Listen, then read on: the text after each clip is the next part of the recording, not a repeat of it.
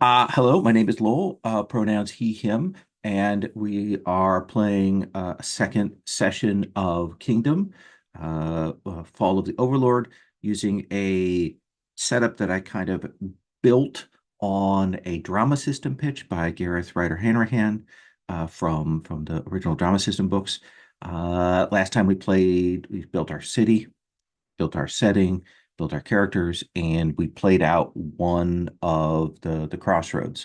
We're using the second edition of Kingdom. Kingdom is a game by Ben Robbins that I played quite a bit. This is my first time playing with the second edition rules, which kind of nicely tightens a number of the pieces to the game. And this session is part of the Open Hearth Gaming Community, which you can find out more about at openhearthgaming.com. If you're watching this on YouTube, know that all of our videos are also converted into podcast format. And there's links for that at our website so that if you prefer the audio version of these things, as I often do, then you can check it out there. So we use a layered set of safety tools. We are using the X card and we have an open door policy, but we also are using lines and veils. And the things that we have hard marked as lines are sexual assault, sexual violence, torture by PCs, and fantasy bioessentialism. And then we also additionally have a line on sexual content, meaning a fade to black, or if we discuss it, it's handled obliquely.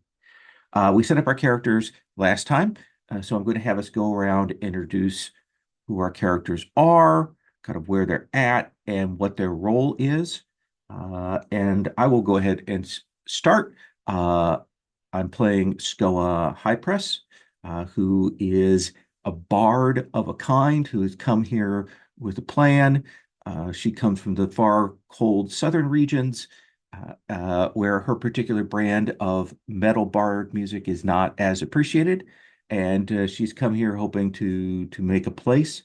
Um, she has some mixed feelings about Kethvar, who you'll hear about in a moment.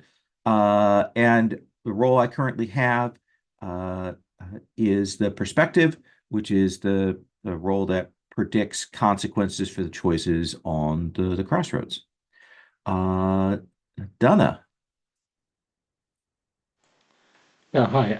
My name is Dana. My pronouns are he, him. Today I'm playing Ellie, she, her, who is the prophesied heroine who was, brought up in secret to escape the reach of the Archmage and his legions.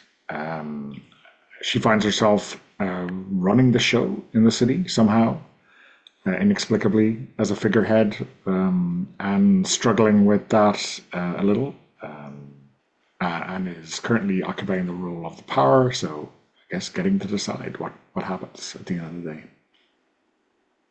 Excellent. And Michele?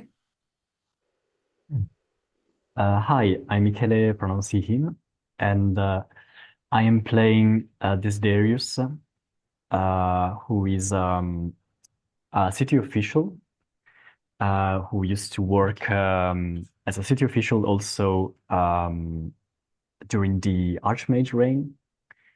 And he he keeps Ellie in high regard. Um, and he has developed a kind of friendship with Keftar, Dom's character, who was at the beginning assigned to keep an eye on Desiderius. Excellent. And Dom. Hello, my name is Dam, he, him, and I'm playing Ketvad, they, them. They were no soldier in the Archmage regime at one point before they got like selected to become like one of like the elite magically fused Khmer soldiers. Since the fall of the Archmage, they no longer like serve anyone. They very much a former soldier. As mentioned by Michael, they have gotten like a sort of like friendship with these daddies. Through the time they kind of spent like observing them and like watching over them during the Archmage regime. And in this game, characters couldn't roll instead of the touchstone, so they can like reflect the desire of the people of the kingdom and the attitudes they show to certain crossroad events. Excellent. And a couple of things we noted from last time, we've also have some minor characters. And I think one of the wishes we had last time was to get them a little more on the table, but also in the process of play, we call a lot of scenes. We did a lot of two character scenes. One of the goals today is to call some three character scenes, some triangles to have a chance to play out in that way. So the way that the structure works is we finished a crossroad. We have that on its own tab in the character keeper. And now we're going to set up the next crossroad. So Donna, you set up the crossroad last time. So Michele, I'm going to have you set up the crossroad this time. There are some examples in that sheet, again, to remind us what our current threats are in the setting. There are loyalists for the Archmage that still exist and work to undermine the master, undermine the city and resurrect their master. There are forces outside the city walls that kind of are resentful and maybe envious of what we've got here. There's also drought, disorganization, and mistrust, which we've got the specter of famine, and a kind of maybe even some class tensions there about who has and who has not. And then something we added last time was the still dangerously active magical artifacts that are floating around. So those are ones that are there. So again, a crossroad is a kingdom does yes or no, the kingdom does something and kind of frame up. So Michele, what are you thinking about for what you would like to explore as a crossroad here?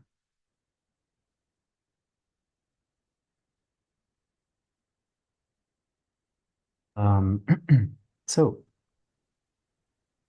I think it would be interesting to open up the secret libraries of the Archmage to specifically perhaps find a way to defend the city both from these outside threats, but also from possible enemies within, loyalists or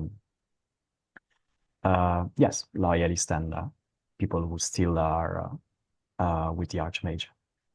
I like that. People, I mean, the basic question is, and we could talk about the complexion of it as we go along, what people are leaning into. But basically, the question is, will we open up the secret libraries of the Archmage? Folks feel like that's an interesting one to explore? Okay. So what we'll do is we'll put that in the crossroads there.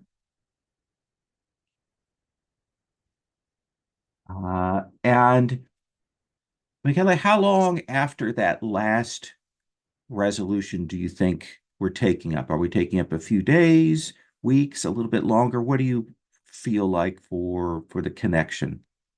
Can you remind me, did we establish what kind of threat was outside of the city? I think we only have established that there are remnants of military forces. I think that was that at least that is there, we know, and some leaders that help with this that maybe have not moved on yet. There may be other things beyond that, but I know that that's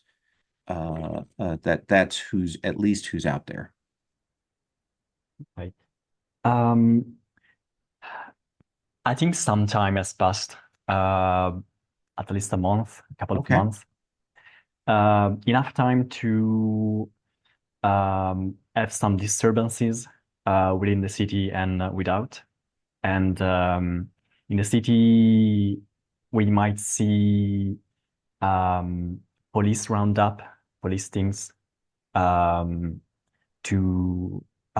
discover and catch some loyalists who have become more vocal after the execution of the vizier.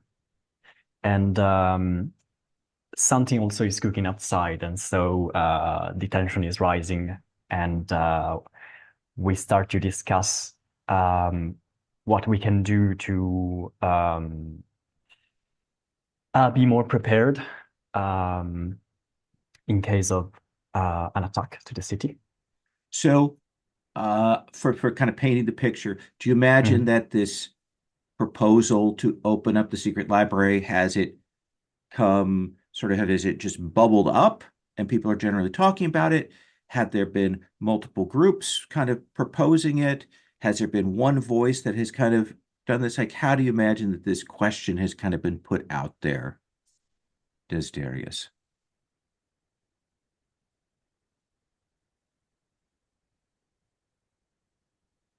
And we can kind of pull the table too if anybody else has an idea what you think would be the most interesting approach to that.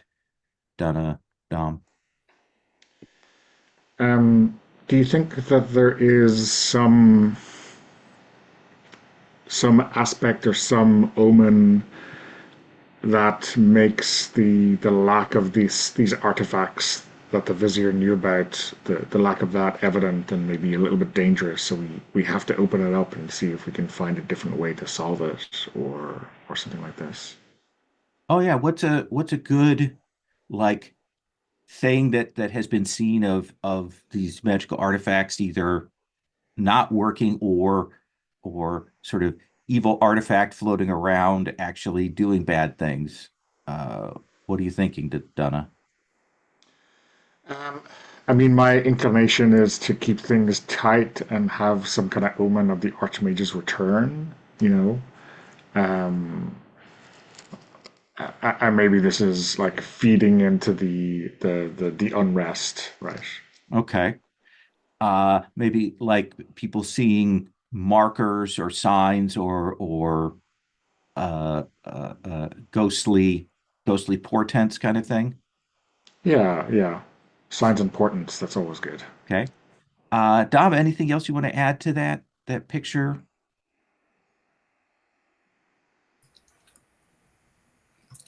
I think maybe like the only thing I would add is that perhaps maybe the loyalists are a bit more vocal as kind of like these signs, it feels like occurrences happen, like they're kind of using it to prop up their own agenda of, yeah, the Archbishop is coming back. Yeah. So we've got that bubbling up. We've got certainly more than one group kind of pushing for this library to open up. It's now kind of come to the surface talking about that. There's worry about the artifacts. So Desiderius, we start with you calling a scene. Kind of tell us uh, where you are, what's happening, and what other characters are with you in that scene.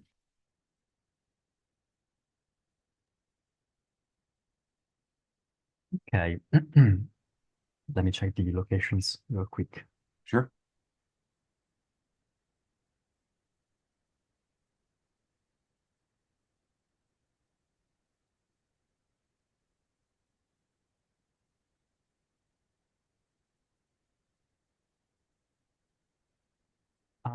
I think we might find ourselves um, in the probably in front of the blue pool, Okay. and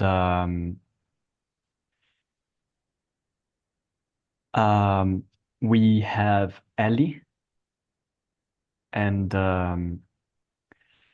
Desiderius has been killed, and we see also Valdo, the artificer, who probably has been called to discuss the to expose his knowledge about the artifacts.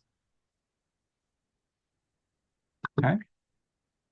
Um, so Baldo, I think I'll kind of, if I may frame up, is he's there and so so the problem we've got here is that there are a lot of uncatalogued magic items. He thinks that there are no records around in the city about out here amongst the general public.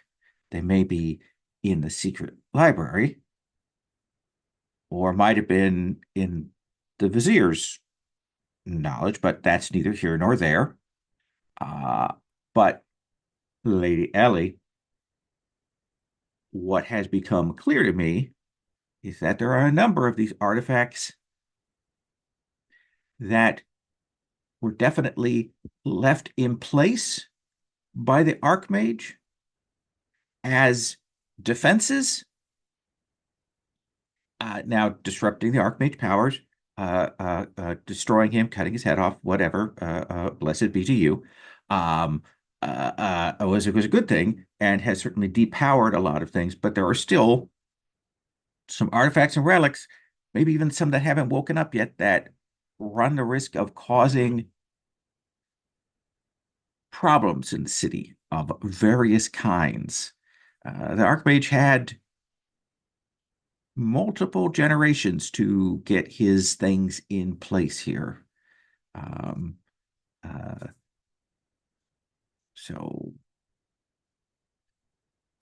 is that what you wanted to know?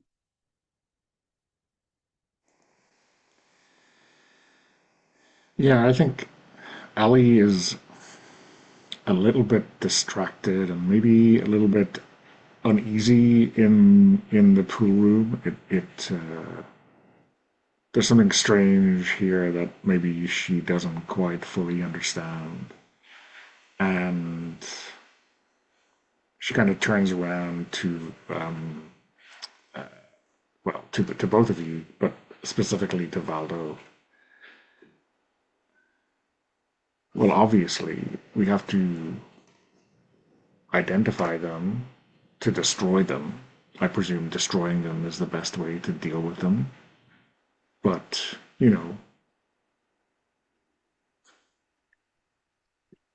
It is a way to deal with them, keeping in mind that there are a couple of things here that I should say. And I speak a little bit out of enlightened self-interest, if I may. of And course. and this Darius can speak to this. These artifacts are potentially a resource for the city if they can be harnessed and repurposed. It kind of turns to Desiderius to get like trying to get Desiderius to nod along, like uh, and some other ones. The destruction of them may be how do I put this? May have consequences, magical and otherwise. So we're going to want to be careful on that.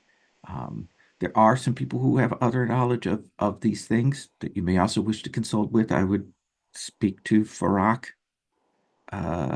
if the librarian will see you. Um, there is another merchant who's on the streets, Skrith, who has contacts who may also be able to provide another perspective other than my own. Um, Destruction, yes, is a possibility. If I may, So let me explain my thinking. If we were to give you some kind of license or bounty on recovering these dangerous artifacts, uh, how do we know they don't continue to be dangerous in your hands or the hands of people you sell them on to?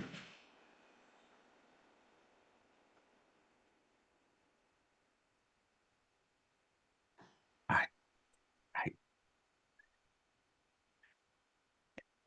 I, I would suggest we place someone with a certain amount of ability to make a judgment on these things, ability to assess things, a highly placed official with long-term experience in judging things, again, turning to Desiderius, who might be able to, before any artifacts get put into hands other than those of the city, reviews them, perhaps.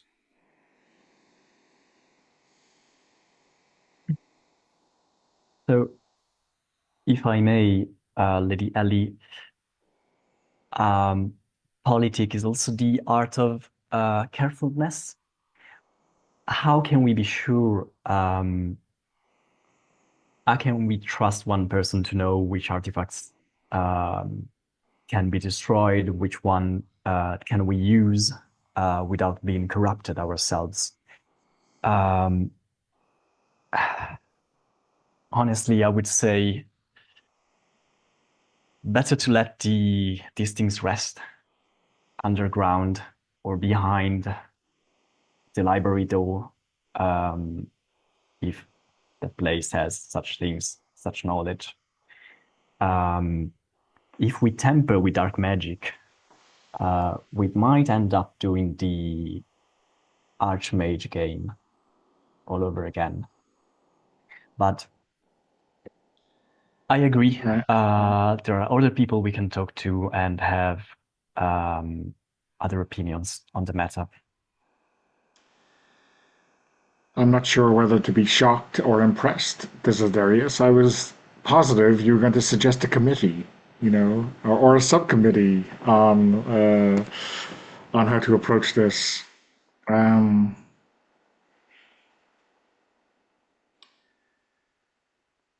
how about you put together a group of people whose expertise is well known in this area, and we'll, I don't know, give me a recommendation. I think it's important that the city be the first entity to control these artifacts. If they're to find themselves outside these walls, then we need to be careful. Absolutely, Lady Ellie. I'm very familiar with Skirth. She's I would say the point of reference for everyone who is, yes, working with the arcane within the city. And I think it might be a good idea also to talk with Farak, the librarian. And but as you will, I'll round up a group of people and with good reference, and we'll get to the bottom of these and find a solution.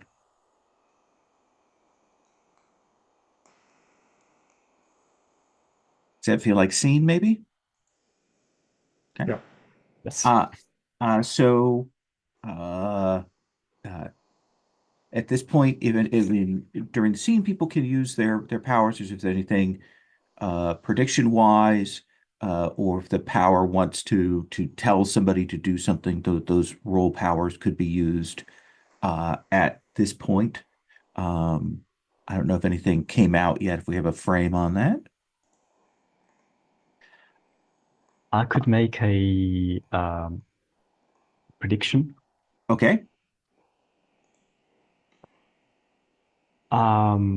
So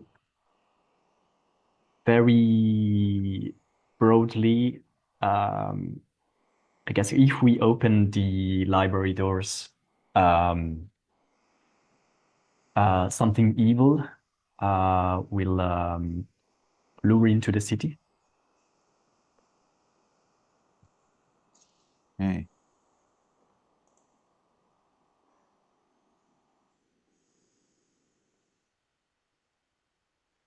The evil be lured into the city. Okay.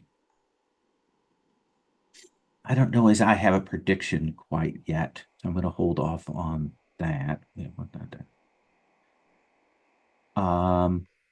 So shall we put it? We put by default we put a check on the crossroads because it doesn't seem like it has accelerated the crisis on things. Uh, and when the scene is done, we do have a chance for each of us to go around and do a brief monologue reaction of a character themselves or a minor character. Des, do you want to start that?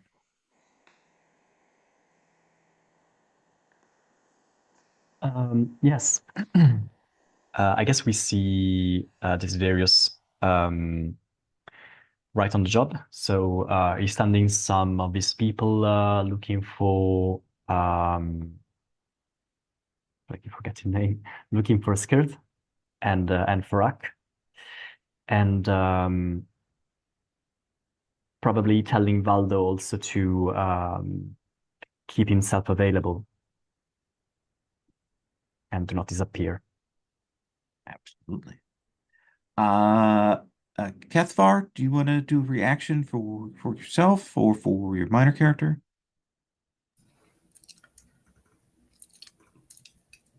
I think perhaps Kietvad, like the kind of knows like rumors that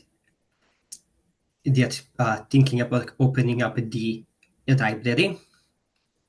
I don't think Kietvad really really had like any particular reaction, more just like curiosity about what choice the people in charge will make. So just like curious standby.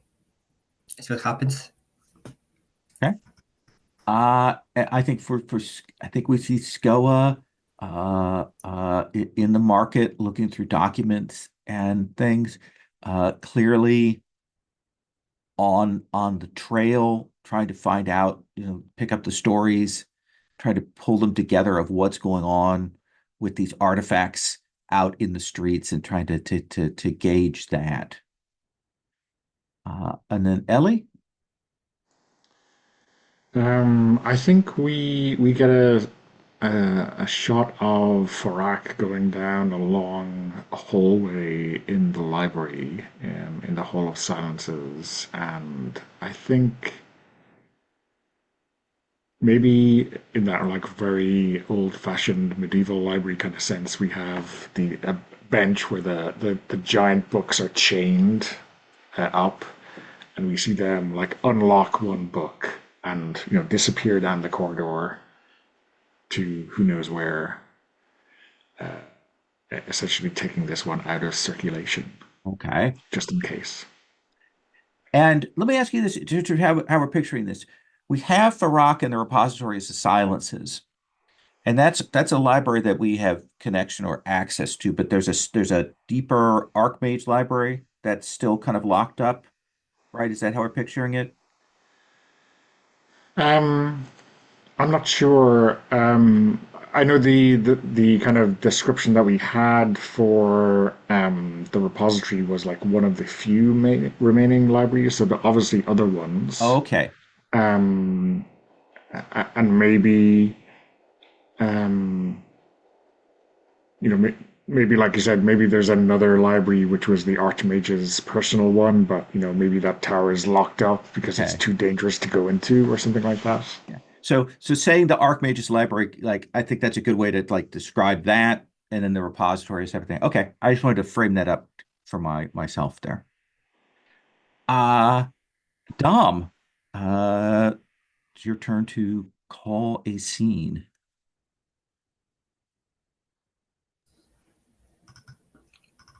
Hmm.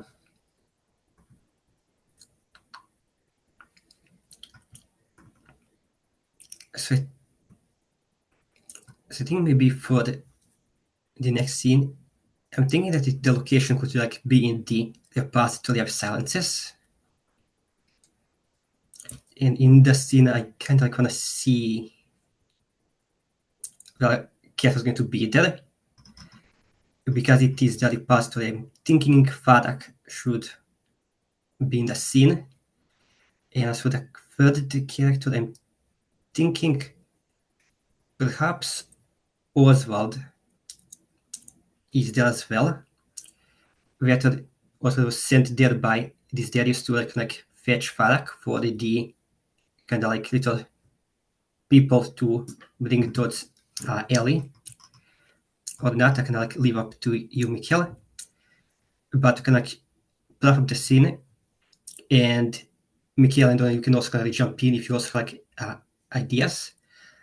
But I think the way I can like see this scene unfolding is that Catford is like known to like come to the repository every now and then, and can like just produce the books and can like reads what Father could maybe one of the other rebellions can like leaves out for them. And Catford's gonna like, come there a bit to rest, but also is kind of curious about what is like Father's thoughts about like the opening of the Archmage's library.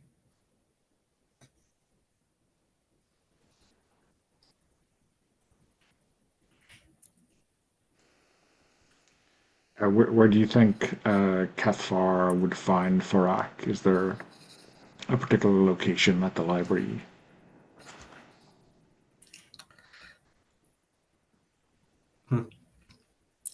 I think perhaps like how Ketra like goes to the pastor is that they like when they enter like they don't go like to the front desk or anything, they just can like go deeper into the library until they like maybe find one of those research stories that librarians can like I don't know like to put in books when like you go to sort them out. Like goes like to maybe like one of the like, nearest stories and kind of just picks up one of the books from there and like just like starts like just like slowly like reading through the pages. And I think like maybe Fadakis can like doing some like sorting of the library, sorting some books when Kiefer can like everybody just walks up to them, takes like one of the books that they plan to sort, then just like asks any thoughts about the current happenings in the city.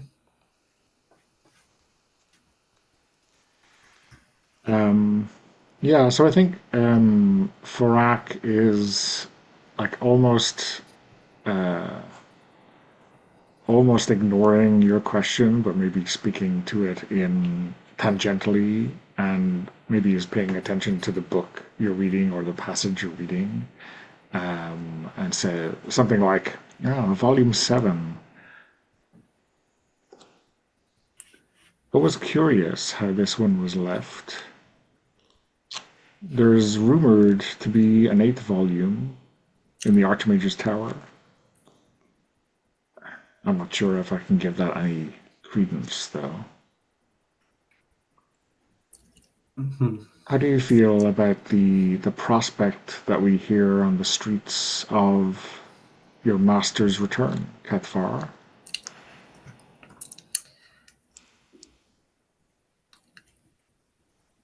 The Archmage was not powerful. It wouldn't surprise me if he would make a return, but I find myself not really caring. The way I see it, my duty has ended. The past no longer has anything to do with me. But you think when you swore to serve until death, it was the Archmage's death, not yours? I swore allegiance to the flag, to the country. The way I see it, the country died with the Archmage. So I suppose the question really is, this young girl, this upstart, is she better for the country than the Archmage? That is the question on everyone's mind, isn't it? Is she the chosen one, the prophesied hero, here to liberate the city? Or is she here just to take the Archmage's place? I am curious about your thoughts. You spent time with the Archmage as well, did you not? Oh, indeed I did. So what are your thoughts I hear that they're planning on opening up his library. You think that's for the best, or are some things better left buried?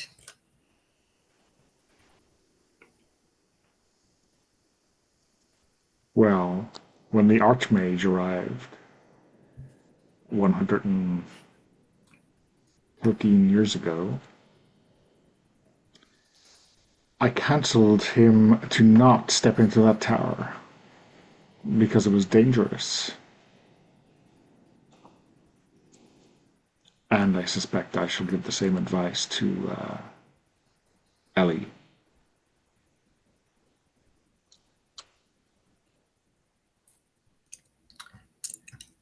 I realized that I did kind of mention that I was kind of like also in the scenes. I think maybe just to bring Mikhail here. I think perhaps at this point, maybe Kiet like notices also kind of maybe like sneaking about in the corner, like listening in.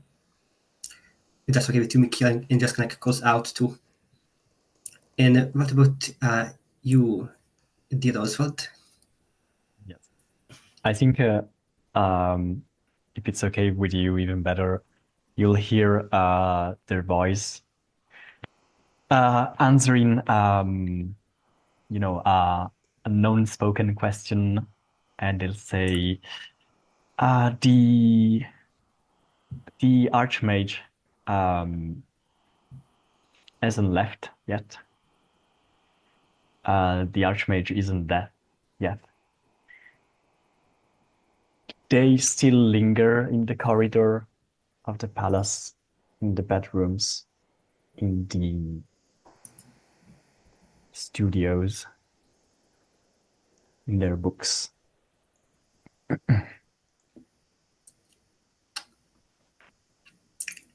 It's been quite a while since I've been to the castle. I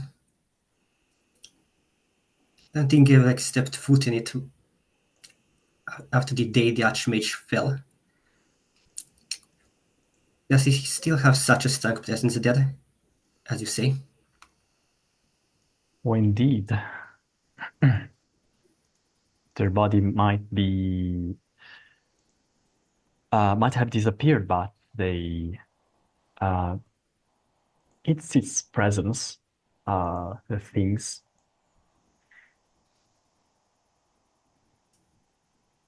I might know places you'd want to look and places you wouldn't want to look. Depends what you're looking for.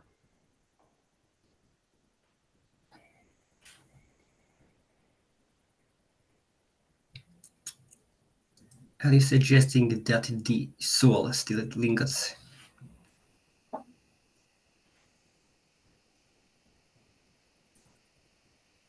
Oh, I'm not a philosopher. I don't know anything about soul.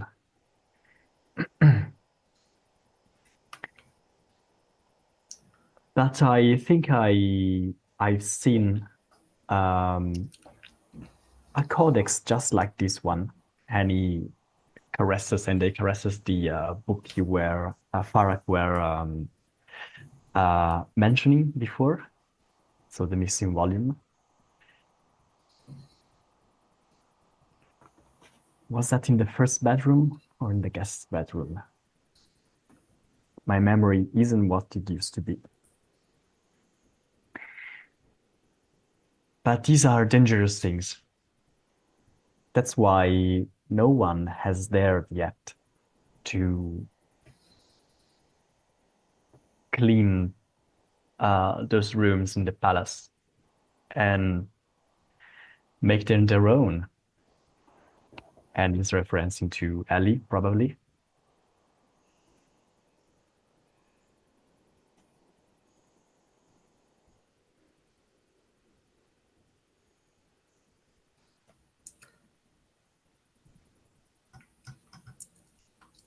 Would you want me to usher you into these rooms? Or are you afraid of your past? catching up.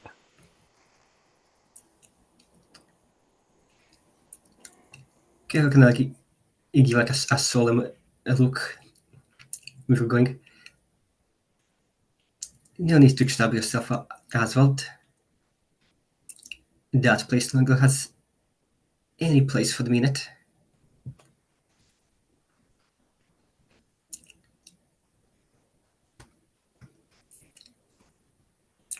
Well, I've got a bit of advantage with this conversation.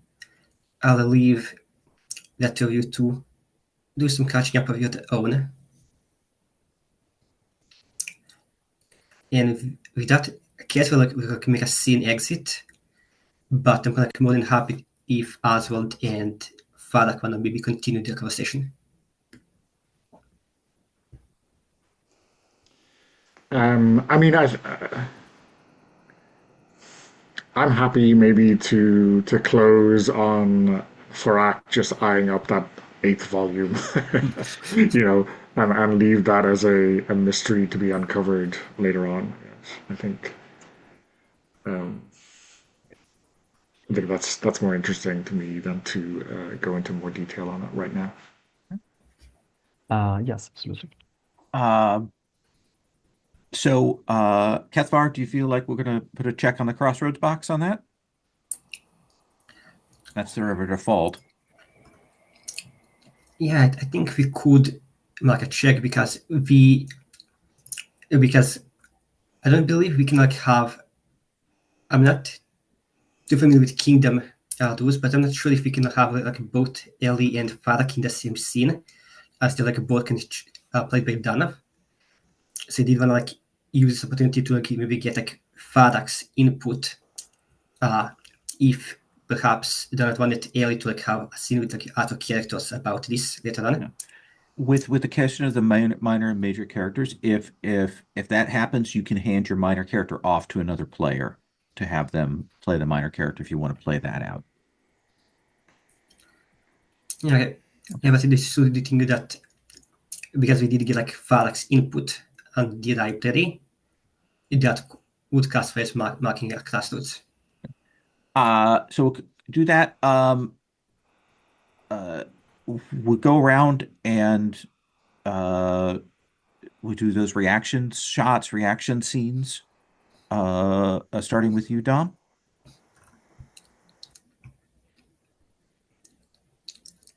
I think like Kiet was, like we see Kiet like walking out of the library out into the streets of the city with like Oswald sort of like actually prepared you like a room in like the old castle, and like waiting down on them like, and also the conversation Farakov. That's only the past. That's nothing to do with me anymore. I'm moving forward. But like hesitant about are they really moving forward or are they kind of just brushing off their own involvement in everything that's happened so far? Nice. I think for me, for Skoa, I think we see Skoa kind of has a lot of papers and things like that, and she's looking through to try and find one, and it kind of finds some notes excitedly. And I'm going to use my perspective power. I think that there is, if we do open up the secret library, there is a relic. Sorry, or let's say here, we find a relic to protect the health of the citizens. And essentially, I think that's a record of that Skoa has found that she hopes to take to Ellie. Donna? Um, I think we see a lingering shot of Ellie standing outside the doorway into the Archmage's tower. obviously some kind of foreboding picture of her willingness to, again, just kick down the door and let the devil worry about the details. Um, I don't make predictions, but I guess maybe the indication is that this crossing this threshold will change her in the same way it's changed everyone who's gone into this tower. Nice. Michele? I think we see this Darius browsing through huge set of keys, looking for one specific key that he cannot find, which might be the key for the library. Nice. Because it's missing. All right. So I am going to call a scene. Let me think here what I want to do.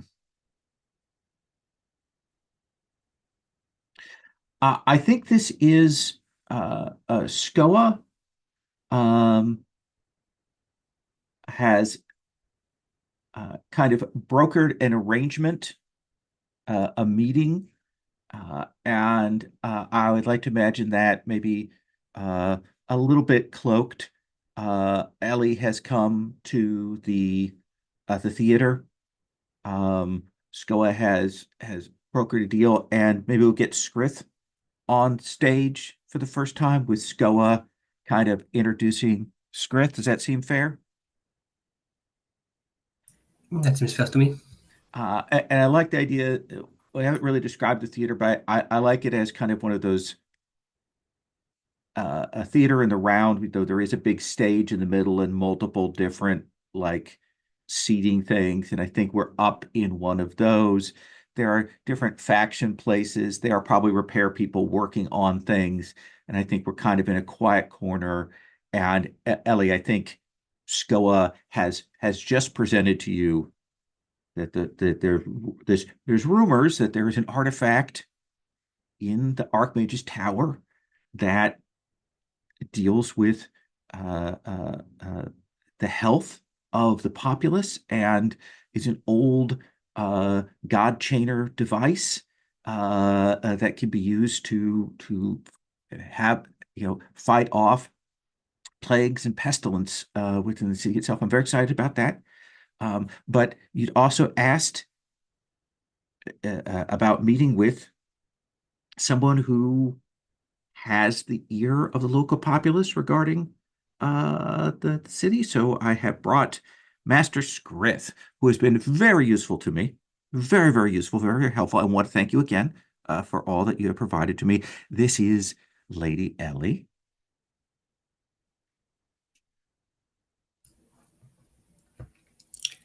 Script can give like the whole like up and down like a look over Aaron just speak. Yes, Script has heard a lot about you.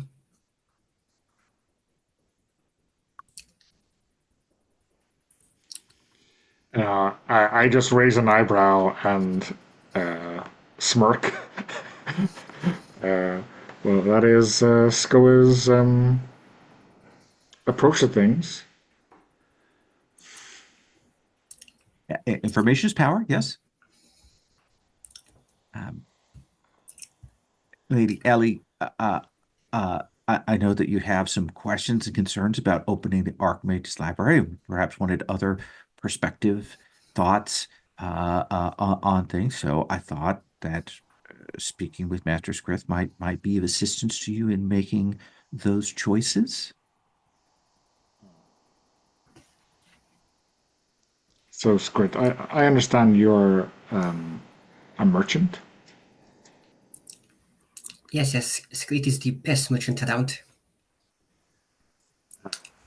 Well, So, one could say that it is Script's help that brought down the Archmage. There's no doubt in Script's mind that some of the weapons or wares that you and your company used came from Scritt's inventory.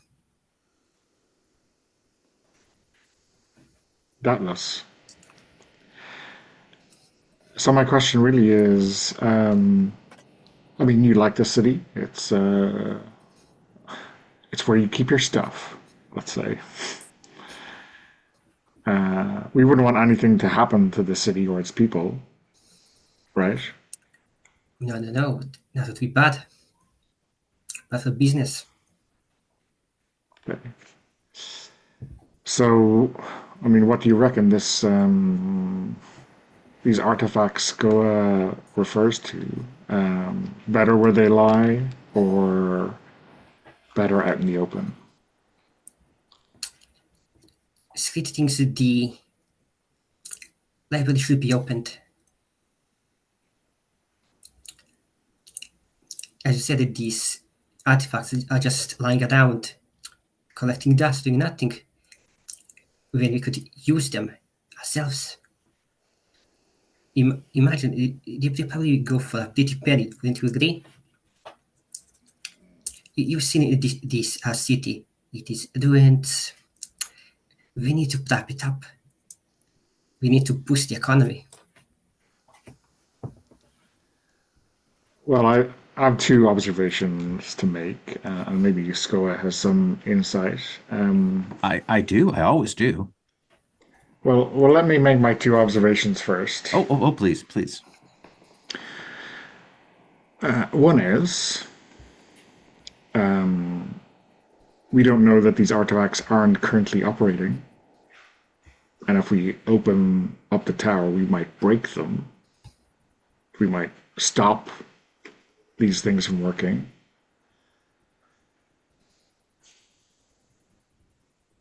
Well, you know, hey, I'm paranoid. So let's just say if we open up, maybe there are artifacts that are going to blow up in our face. You know, if someone enters who is not the Archmage, then maybe we're in a world of trouble.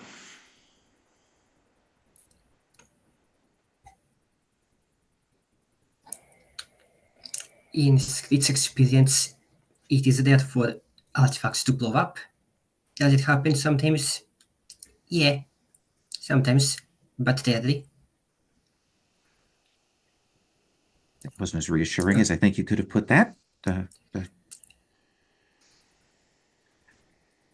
Skoa, you're champing at the bit to. Here's the thing.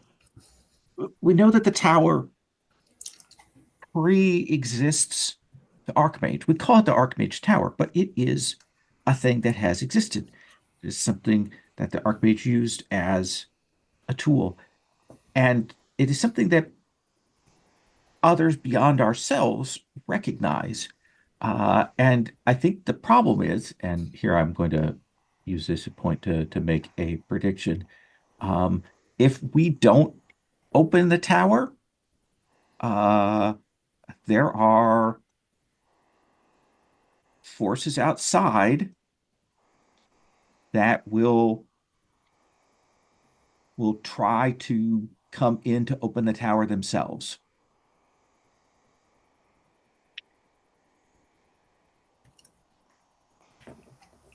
So there is a bit of if we don't do it, someone else will.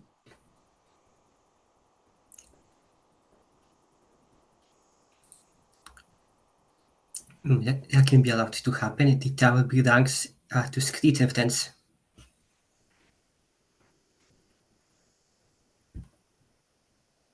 And Skoa looks to see how Ellie reacts to this approach, whether this is something that Ellie responds to or doesn't respond to. I mean,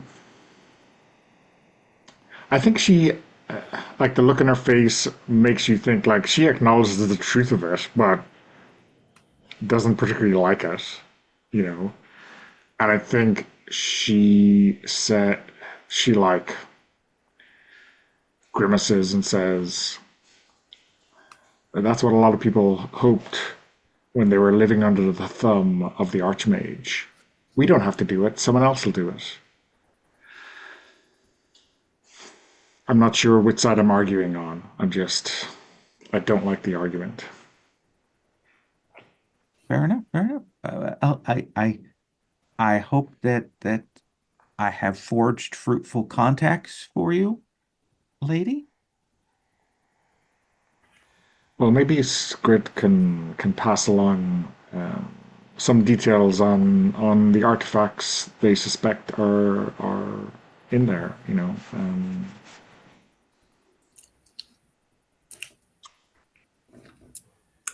I mean, if anyone is going to avoid a booby trap, I imagine it's a artifact expert who is, you know, I mean, feline.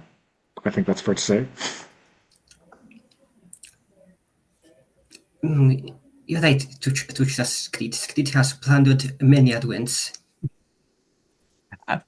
But plunder aside, yes, as perhaps the city could offer a small commission fee for Script to prepare a report, a document of some kind, Yeah, yeah. as a merchant. Does that seem fair? We'll Use certainly this. commission a study, a list, some advice before proceeding. I think those like Screed can like think of me like do like mental mathematics in her head and just like,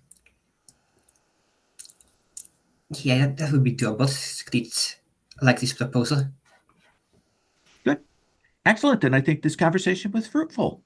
And I think Scoa will stand up and will say, uh, uh, Lady Ellie, shall I escort you back to your station, or do you wish to wander among the unwashed for a bit? He unwashed. Um, and here, I thought Screed is muscles. you promised me a show. I would, but right now, there's a troupe of mimes that have taken residence on the stage, so Fate worse than death. uh, much to my dislike, it is not my style. Um, and I think I want to cut scene there. I do want to mark a crossroads there.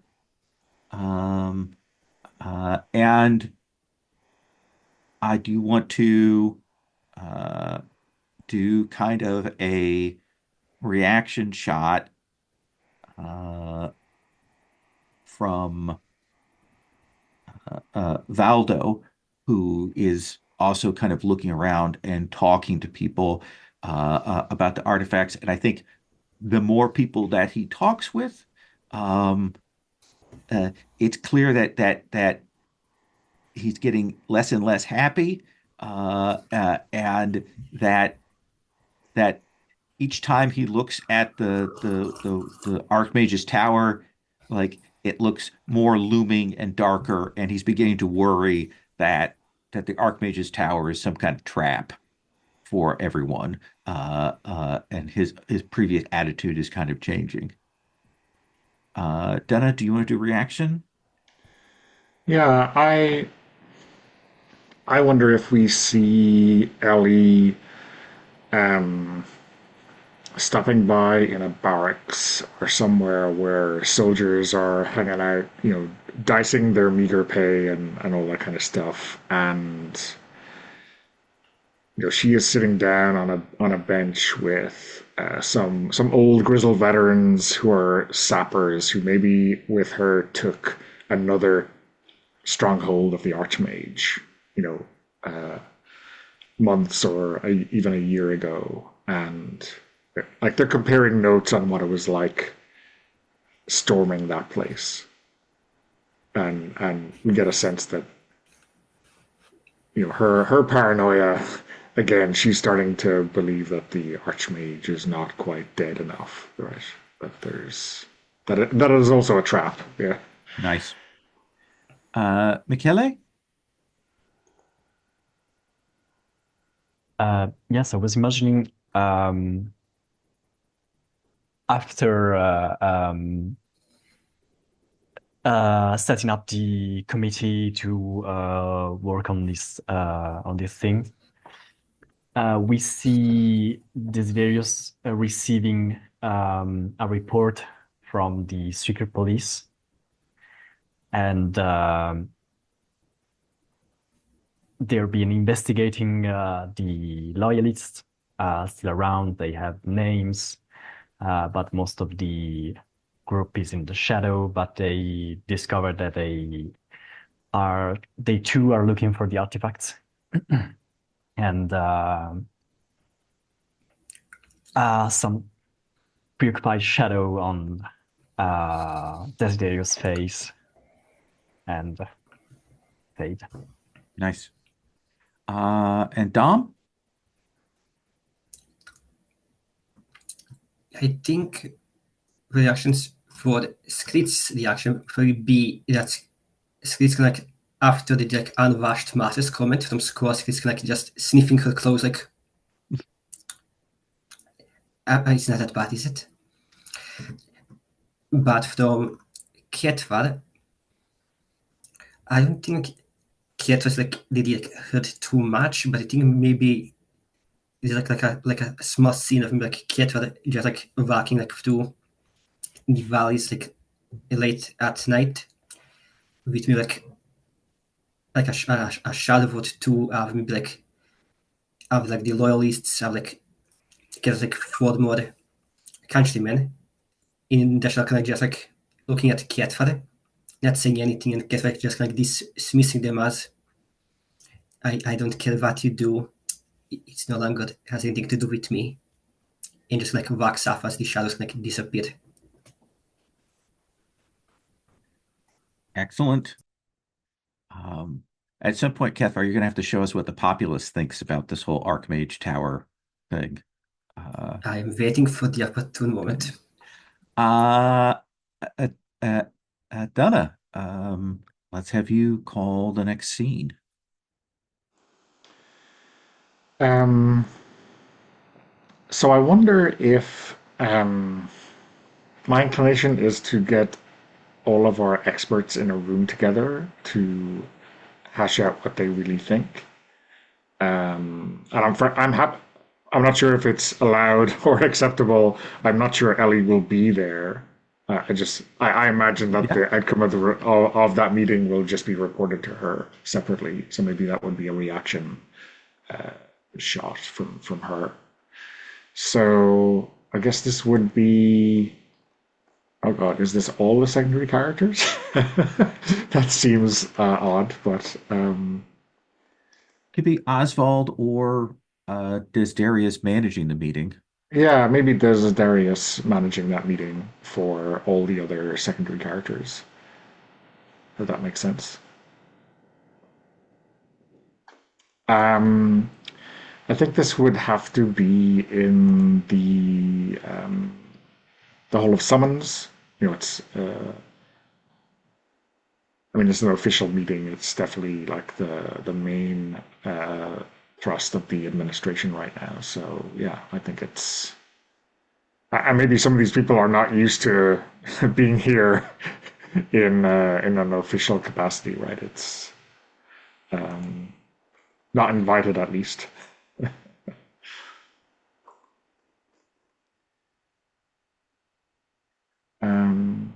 Yeah, so I guess this is like everyone has considered, gathered their research, and is making a pitch for what they believe should be done. You know, the pros and cons, maybe, and Desiderius will interpret their viewpoints for Ellie. I can introduce the scene if you'd like. Um, I guess everyone is ushered in this large hall, and you presented with a seat at a table, and Desiderius will say, "Thank you for being here. You've been called and gathered because you're a valuable resource, your knowledge, your field of expertise are valuable for a particular problem and a conundrum that we are facing right now. And it gets complicated by the hour as we go. So we need a quick solution. And we need to weigh our options. We need to understand how to deal and what to do with these powerful artifacts that are present in the city. And specifically, we need to understand if we are to open the secret library in order to access more knowledge, and to do so before someone else does, or if it's better to leave that knowledge covered and be sure it rests this way. Farak, you have been working in the repository of silences for immemorable time before the Archmage themselves. What do you suggest?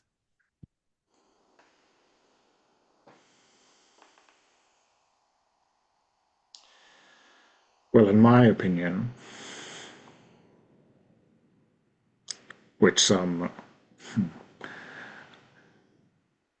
never take to heart, it is the height of foolishness to enter the tower, to untap the secret knowledge within,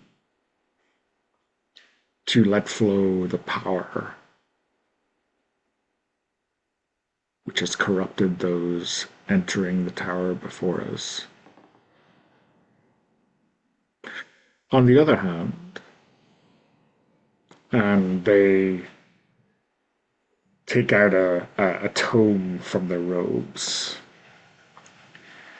This is a book which was taken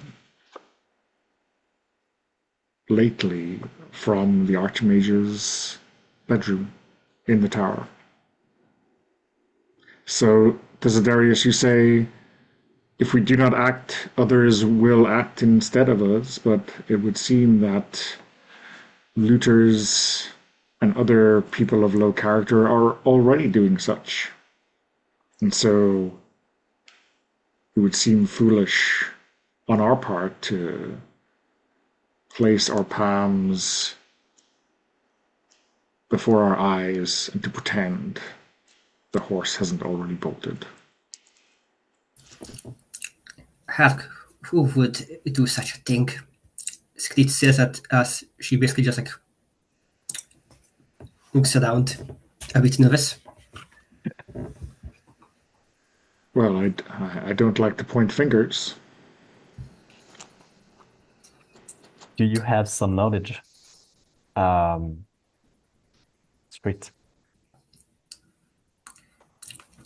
Skrit has done some preliminary investigations into the tower. The tower, to Skrit's fighting, is dangerous. A lot of bad magic there, but the artifacts are powerful, and Skrit thinks they are worth the risk. Like, you could use them for what you wish. I think like Skrit is going to like take out like an artifact and just like place it on the table and just go like, it just look at it. So much potential in such a small thing. Skrit believes that this bad boy, and Skrit like just like hits it like when it hits like a card trick to sell it, could could probably cause numerous tsunamis or natural disasters.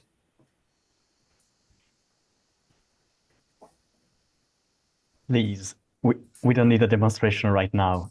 Thank you. No need to worry. This one doesn't work. Screed made sure of that. Thank the gods for that. And I have more question for you, Skirt, but I would like to know what Baldo thinks of what you just said and of the situation in general, if you have something to add. Yeah, I kind of do, if I may. So, I think that if we open the Archmage's Tower, we will be playing into the Archmage's hands, and that the artifacts that are already out wandering around and about are merely half of a trap that will be sprung should we open those doors, and things will get much, much worse. And I think that we need to blow the tower up. I don't know if we need to do that physically or if we need to do some kind of enchantment to cast it into another realm. But I think that we do not open the tower, but we get rid of it. I think that that is the only solution. And I say that as a person who, and I kind of reaches out and pats the artifact that Scrith has pulled out, who loves artifacts. Like, don't get me wrong, I adore them. Uh, um, but when you say so much power in such a little thing, I get more nervous than I get excited. You touch it, you buy it. Uh, Fair enough. So that is my feeling, Master Desiderius. I know that perhaps Master Farak, Mistress Farak will perhaps disagree with the idea of removing such a library or thing, but that is my strong belief.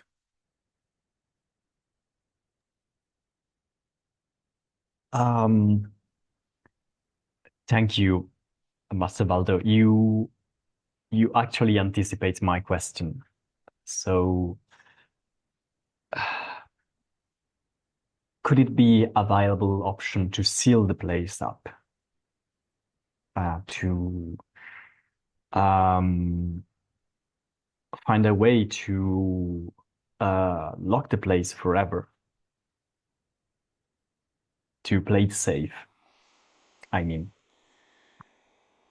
I mean, if cowardice is your judgment, then let us do that. I'm all in Personally, favor of cowardice. However, how do I put this? Um, what you consider sealing forever may not be sealing forever for another party, and the problem still remains.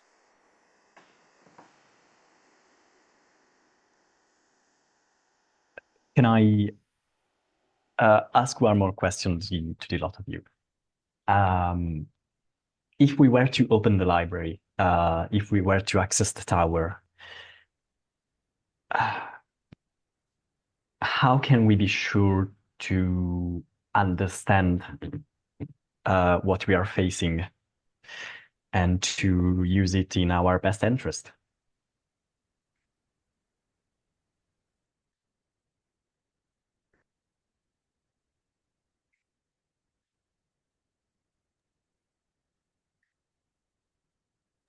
I think that its very nature is such that we cannot know that.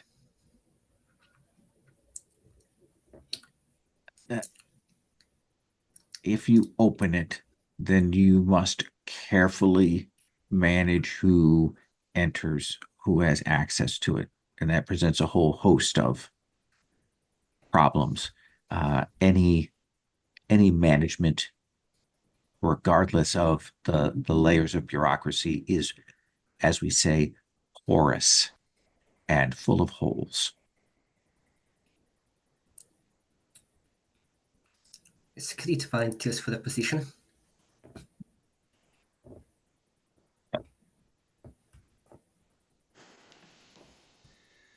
gamekeeper, poachers turned gamekeeper, is it? Would you manage this library in addition to your duties at the secret repository, Farak?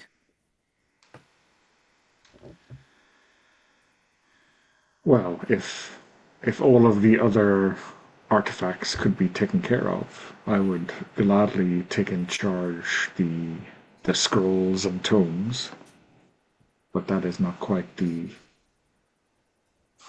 full question at hand, is it?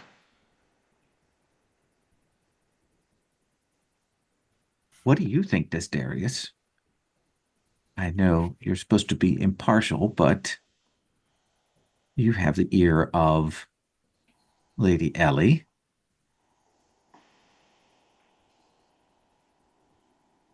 Does it really matter what I think? Um, I try to do the best for the people, and you can sense a really political stance in that case. Um, I have this problem has been taking away my sleep recently. I have recent information secret information that I cannot share, unfortunately, but that let me believe that it might be a good idea to at least look into the possibility of opening the tower. And to do so, we need to be sure that we have the right people, capable people like you, that can have the time and the tools to understand what is it inside and also be prepared to use it against our enemy.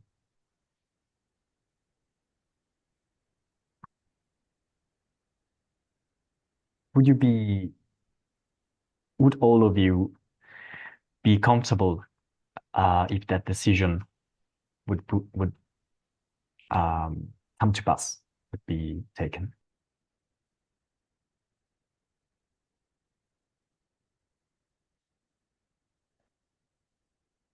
Are you realistically asking me if I would be comfortable with the opening of the tower? Not just with the opening of the tower, but with the I'm taking a role in the understanding and managing of what we find inside, as to avoid worse hands than yours on the matter.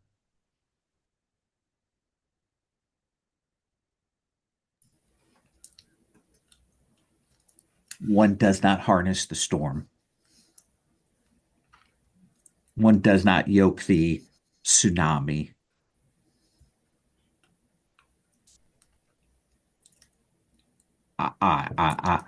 If the tower is opened, my goal will be to find a safe place to hide.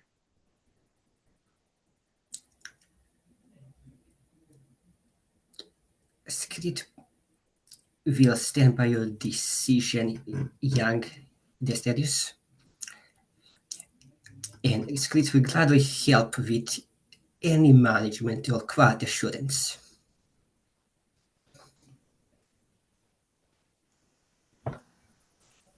Well, I, of course, will answer the call if another chooses to open the tower.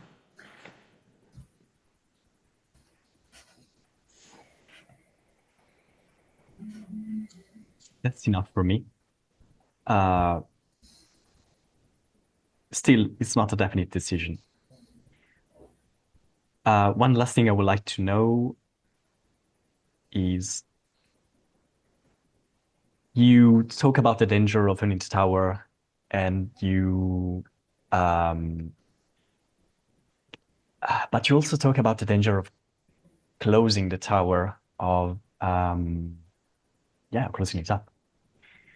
If we separate ourselves from this potential, how can we be sure it doesn't fall on someone else's hand, someone worse?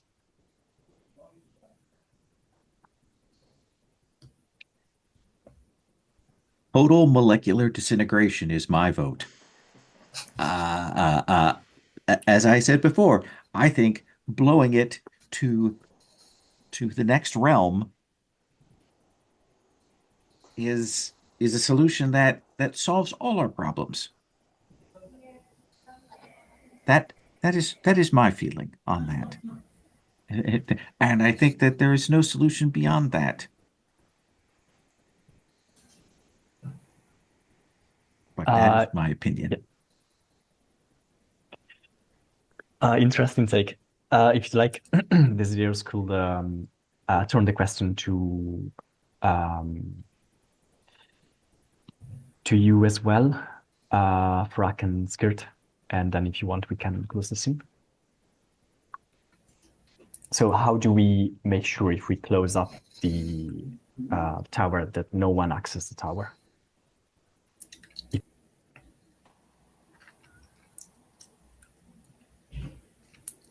Well, for me, closing up the tower is, I may have said this before, the worst decision we could make.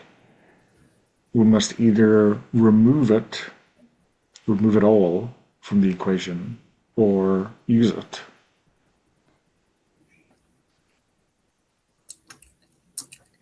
Skrit would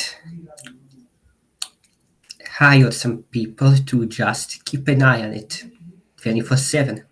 No one goes in or out without Skrit knowing it.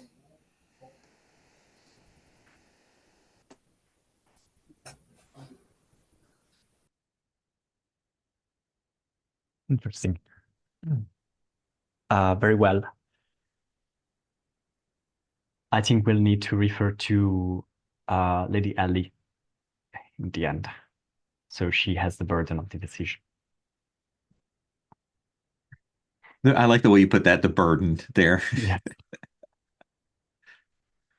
Yeah.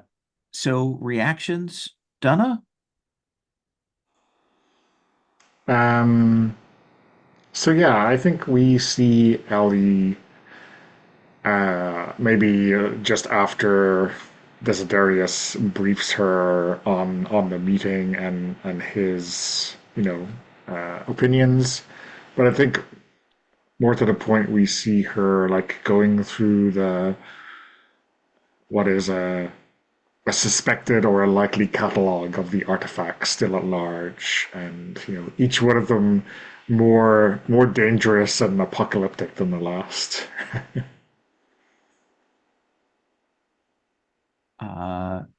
Desiderius, Michelle? If I could add a reaction external without our characters, to lean into the danger of people looking into accessing the tower on the side of us. Perhaps we see this secret meeting in a basement somewhere in the city, and people are studying blueprints of the tower. And then one of them is an undercover secret agent on our side, and is unmasked and is brutally killed. And so this group of people remain in the dark.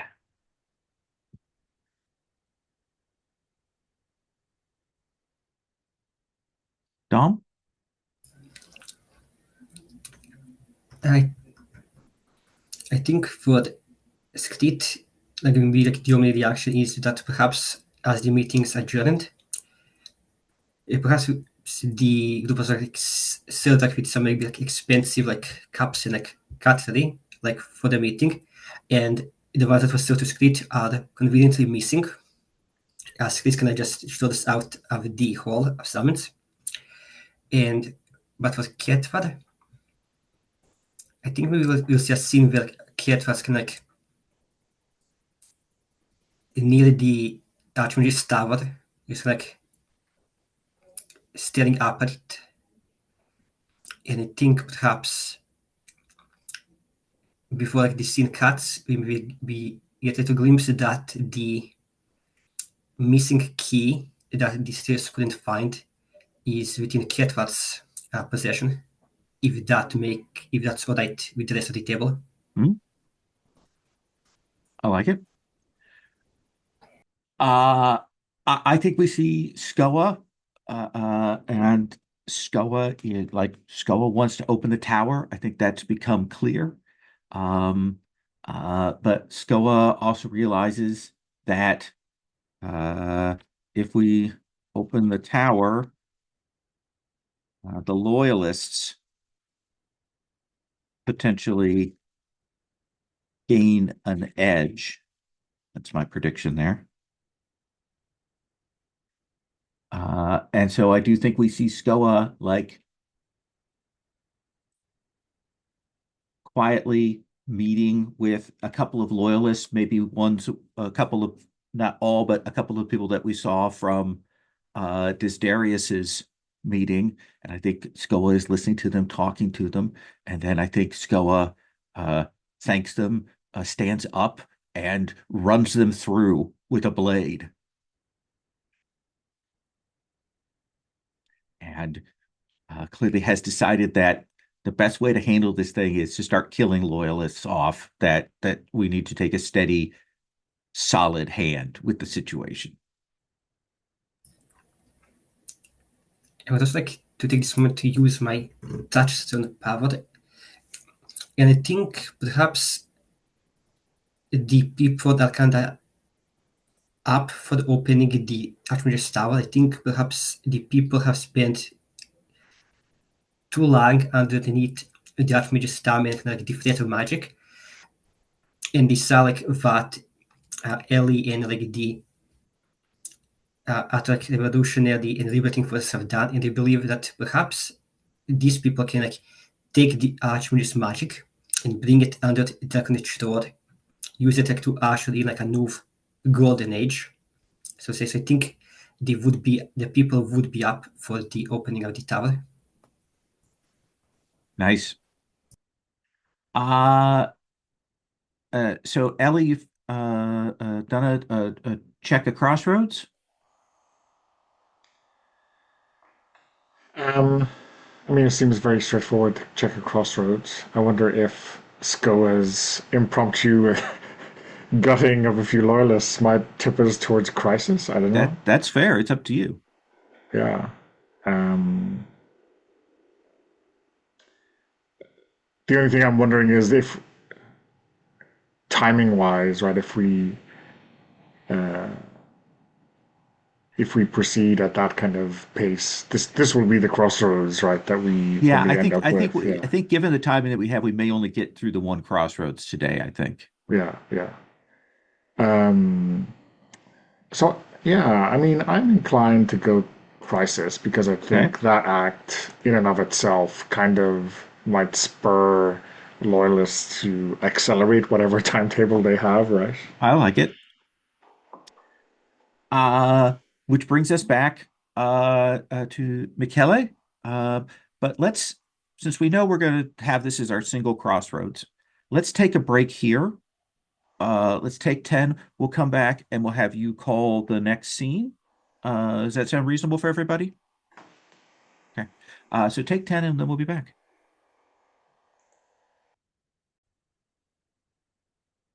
So, Michele, you get to call us the next scene. And I got to remind people, both in the main scenes with your character or reactions with your character, you can use your power to at any of those times there.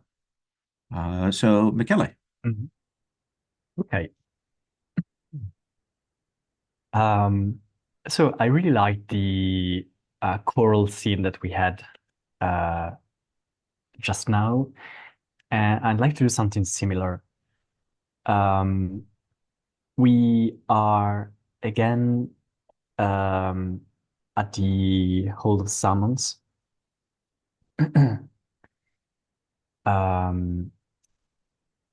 Again, sitting on a large table, we find Desiderius and Ellie. And Desiderius will address Ellie and says, he will relate the content of the previous meeting, and will also say, I had unsettling reports from our secret police. The loyalist activity has increased dangerously in the last few days, and one of our agent has been killed. So the loyalists now, they know we are onto them. They're more careful and therefore even more dangerous. And they're planning to access the tower. I've taken the liberty of calling in this meeting today what we found out are as our most trusted soldiers lately, and I introduce Skoa and Kevtar. And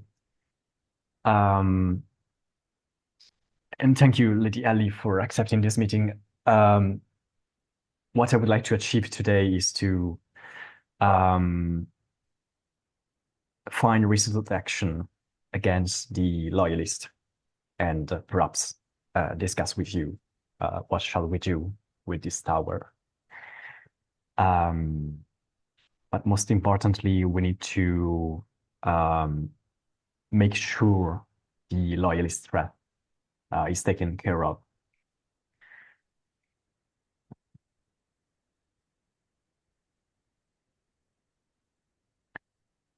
That sounds like a good idea to me. Cathvar? I Are you with us? turns to look at the Cathvar. Yeah. Looks at you. Looks at Skoa. Looks down at Skoa's like weapon blade. He looks back up. Yeah, you've been busy. Always am. I'm a bard. Have to be. Gotta hustle. And you? I've been doing some thinking on my own.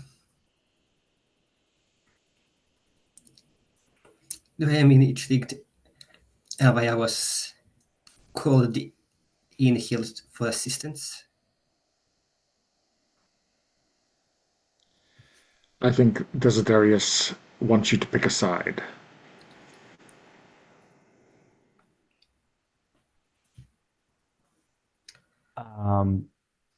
You mean between Skoa and Kevtar, or in this matter of opening the tower? Oh, I mean between us and the Archmage. Is that addressed to Cathvar, Lady Oh, Ellie? I'll get you later, Skoa. Okay.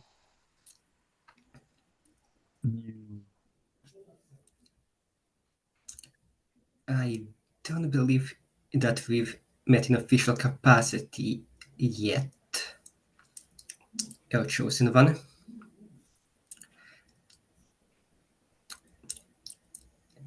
If you ask Vermelot his lies, they do not lie with the Archmage. The Archmage is dead and gone. The line that he ruled over has changed. He no longer has any power over me. I no longer serve it. So if you ask if I still with the loyalist, then the answer would be no.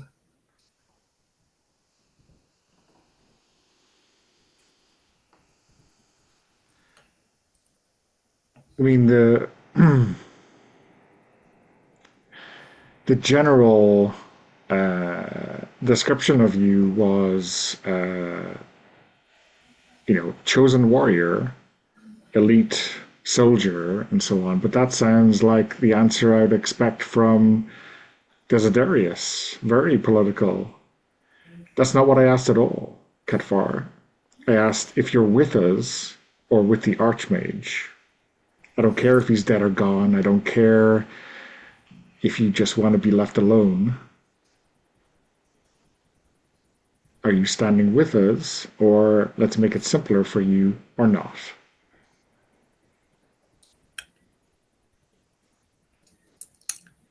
If you would allow me to answer your question with a question of my own, is how do you envision this new land, this new country to go? They've put you at the helm. So I'm very much curious. Like I've spoken with some other people.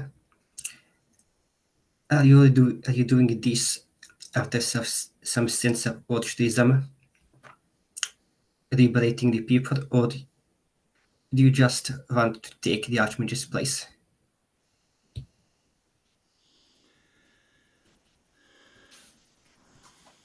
Nothing would make me happier than for others to say, we don't need you, Ellie. We're sick of calling you Lady Ellie, and take a hike, and we'll rule ourselves without the Archmage from here on in.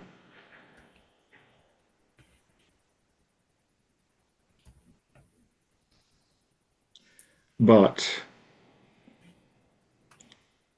I think I'm in this if you break it, you're bought it kind of situation. No one else really wants to take over because this place is a shithole or threatening to become one at every opportunity, you know. So really, what I'd like to do is get rid of anyone who wants the Archmage back, because he wants to kill me before and after I killed him. So yeah, I would really not like to be here in 20 years' time.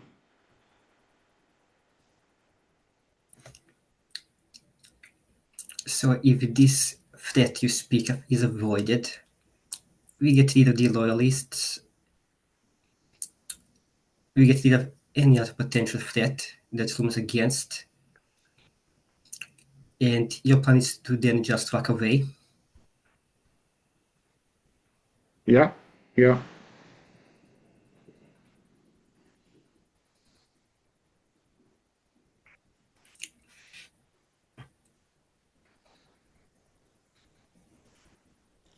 Walking away and not looking back, and more to the point, not looking over my shoulder is my win condition in this situation.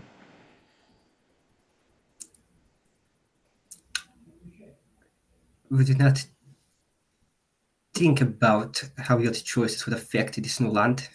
Would you Yeah, not think that you have a sense of responsibility to it? yeah, which is why I haven't left already. I think at this point, Desiderius will interject. Melody, Keftar is not making it easy, but I can vouch for them.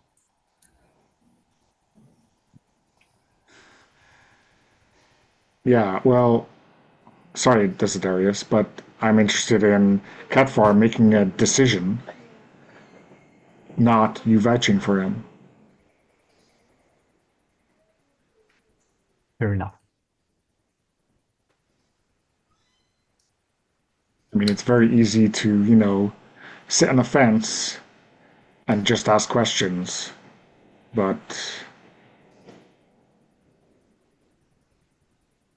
yeah, that's not me.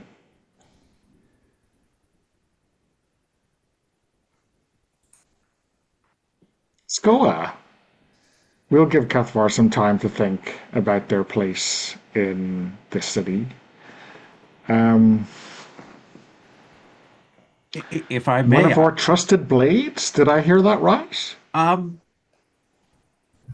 so in my interactions, in my investigations in the city, I have had the misfortune to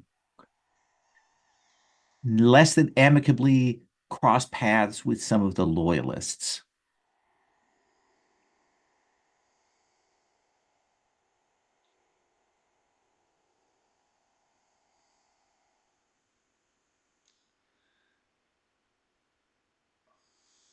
So how did that go down?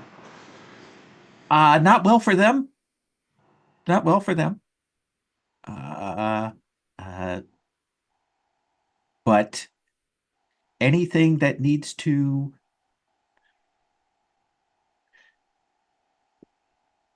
we have walked carefully around them. We have tried to, I say we, I say this again. I say you. You have walked carefully around them. You have tried to bring them into the fold. You have been diplomatic since you arrived. You have allowed them to act and be, and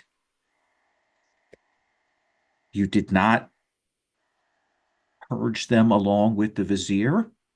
Um, and they have returned your favor by acting against you, by working to get into the tower, by causing problems.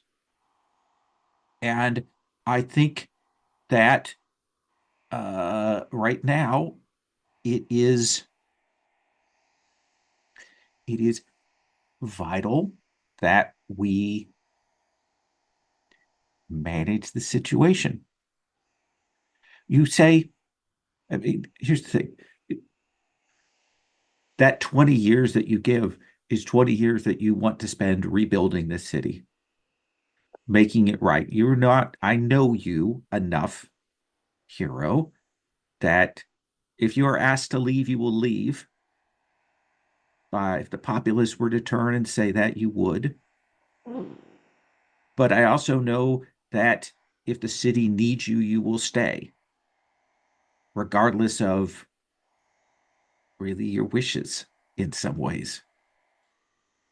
And that is the kind of leadership, that is the kind of person that we need in charge here. And that is the kind of person that I will give my loyalty to, and that I hope someone like Kethvar will. And if that loyalty means going and doing the bloody work that needs to be done, I will do it.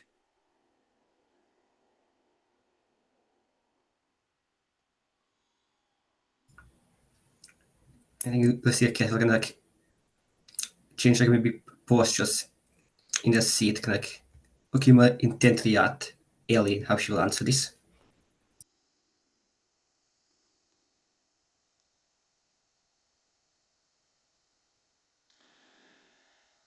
Uh-huh. Yeah, I mean,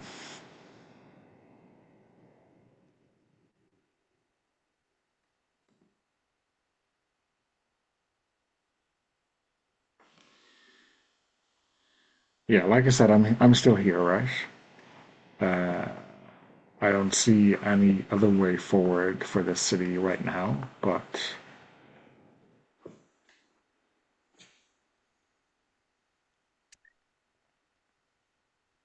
Ellie, I think that you know that you are not the chosen one, but you are the one who was chosen. And that is why you have my respect.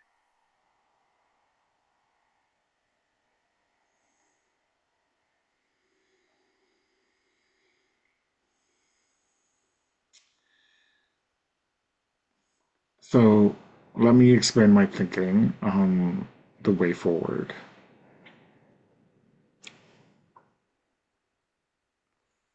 I only want to target people who are still loyalist, who are still maneuvering for their master's return or for the placement of another such one as a successor.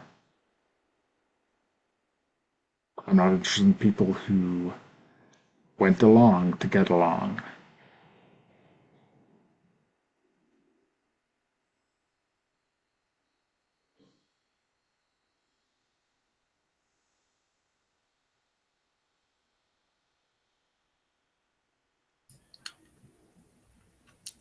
We got just one final question for you.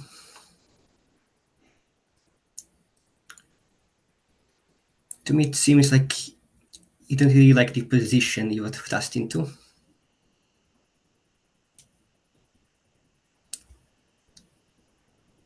I mean, obviously not.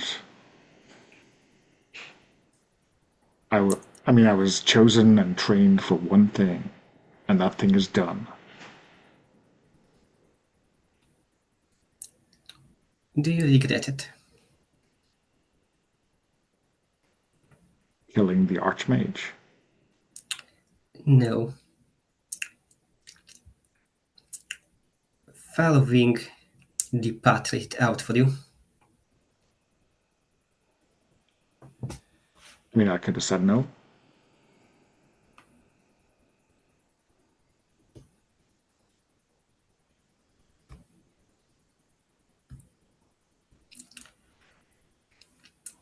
I think at this point, Casper is gonna like reach into their pocket, can like take out like the key to the Archmage's tower and can like slide it across the table back to this Darius.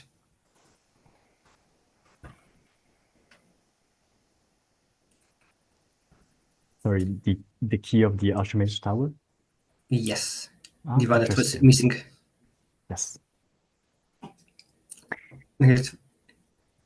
Okay, we're just gonna break.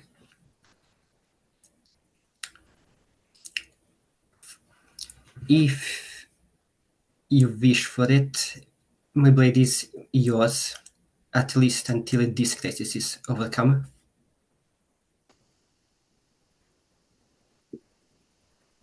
Okay. I How accept. did you? This is you're a busy man. I admire how meticulous you are, but even something slip past you. I just wanted to make sure what kind of person the uh, the hero that slew the Archmage was before I allowed you to continue further.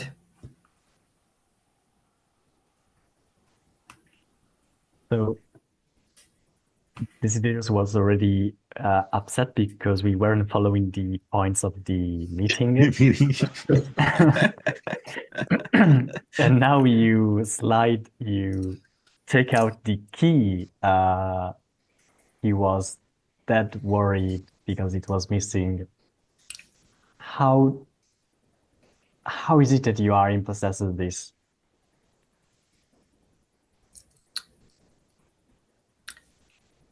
Well, unlike me, you do have to spend some time resting, don't you?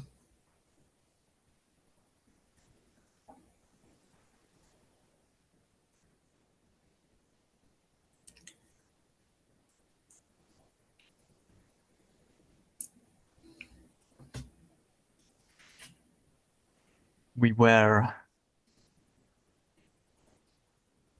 worried that it might be not just lost, but fallen into the loyalist stance. But I guess I should be relieved that you had it all this time.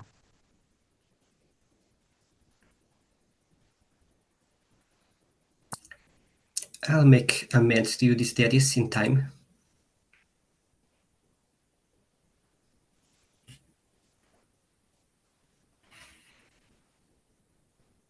If we can, yes.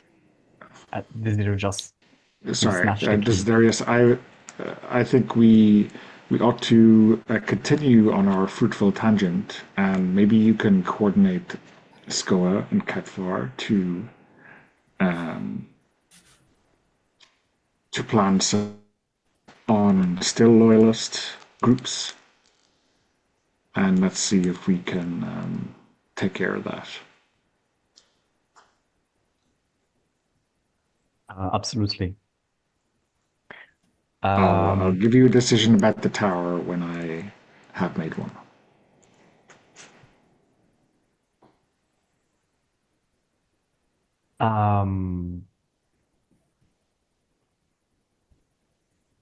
I would like to know your input, Skoa and Kaftar, on what would be the best way, in your opinion, to deal with these hidden groups of loyalists.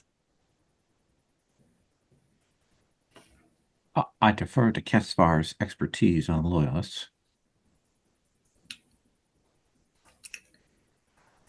One thing I'll say about my former countrymen is that they're arrogant. They think they're smarter than you. They think they're stronger than you.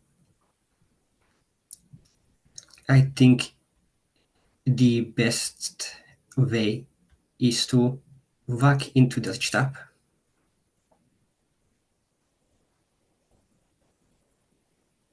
They will underestimate you at every point. So don't give them the element of surprise.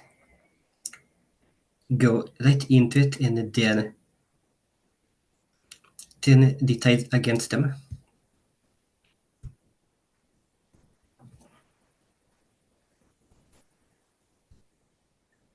Fair enough. Well then, perhaps, Desiree, if you will allow Kesvar and I to take our leave, we will coordinate and speak with the military forces.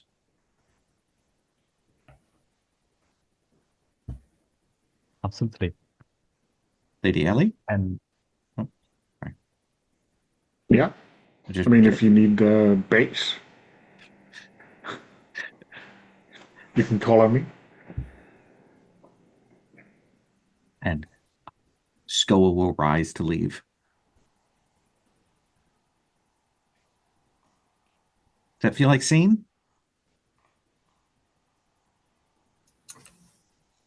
It feels like a scene to me.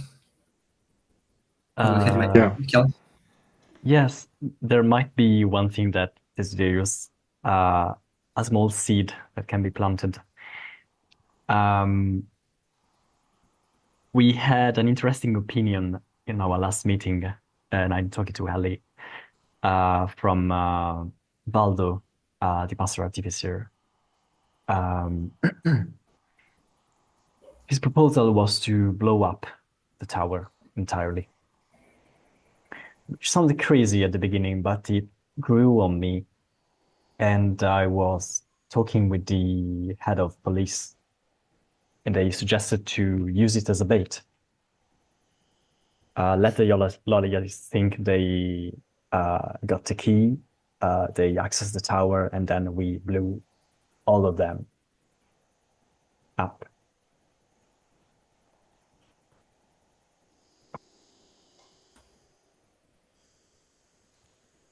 Well, that's interesting.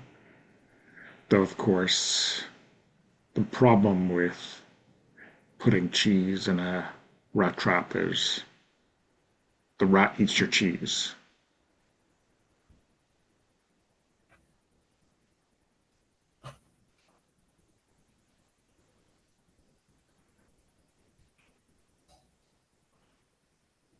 Might be a cheese we don't want to eat. Okay, the metaphor is strained, but if we let them into the tower, who knows what they'll do before we blow that shit up. That's true. I Looks guess like the every proposal. right. Sorry to cut you off. Mikael, you can go on to your thing. Okay, can we interject? I have a proposal.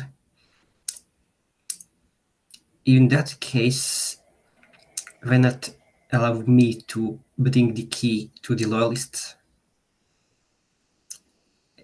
I can pretend I've switched sides, so to say, and I can keep an eye on them in the tower, make sure that nothing happens before whatever your plan is commences.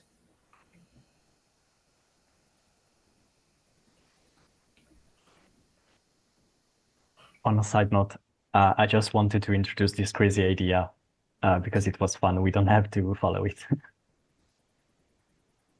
That's fair. Okay. Like, is it okay to cut out of that scene before we kind of have an answer on those things? Mhm. I think so. Let's do our reactions. Darius. I think we simply see Desiderius back in his office, submerged by reports and documents, and trying to make up something useful out of it all. Cathar? I think we'll see Ket kind of just like leaving the Rose of Summons, like kind of thinking to himself like that they didn't think like they were going to like be back in this place, and kind of like thinking to himself that this is like the first steps to actually moving forward with their life.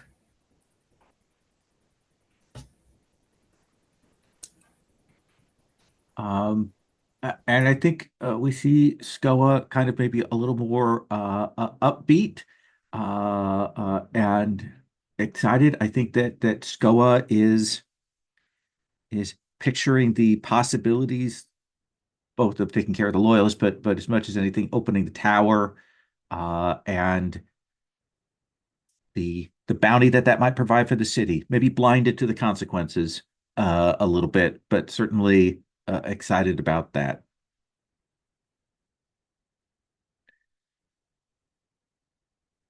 Ellie? Um, yeah, I think we see Ellie in her chambers, uh, armoring up. You Okay. know, the the breastplate and the vambraces going on, even if it's uncomfortable to be moving around, because if she is to be base, let's not make it easy for people. Now, as power, one of the things you could say is you could declare that you are actively rounding up the loyalists or purging their numbers or anything you want to do on that score that you make happen here.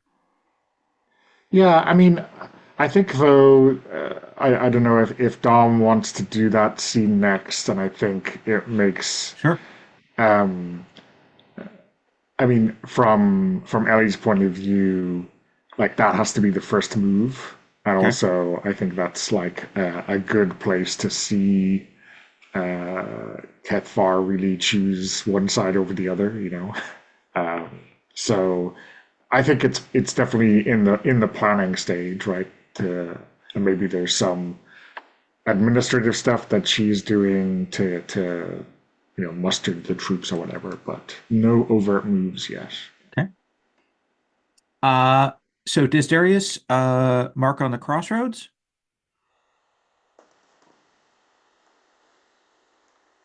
I think so. Okay. I was a little torn because there's tension and mistrust, but I think we're making progress nonetheless.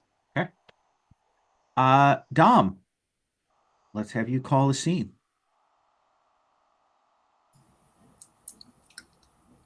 Okay. So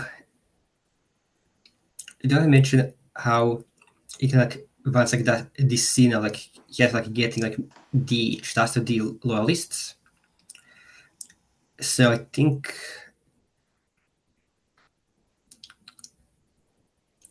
perhaps this scene would take place like in perhaps the black market. And it probably would be like a city, part of the city still. And I think for this scene I would have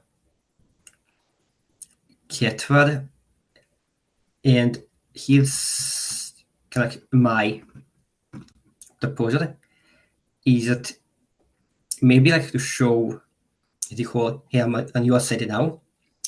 Besides maybe like the key to the Archmage Tower, Ketwad's kind of like go there with Squaw, because Squaw did kill like 2 loyalists, and kind of like present also like, oh yeah, I found this warrior that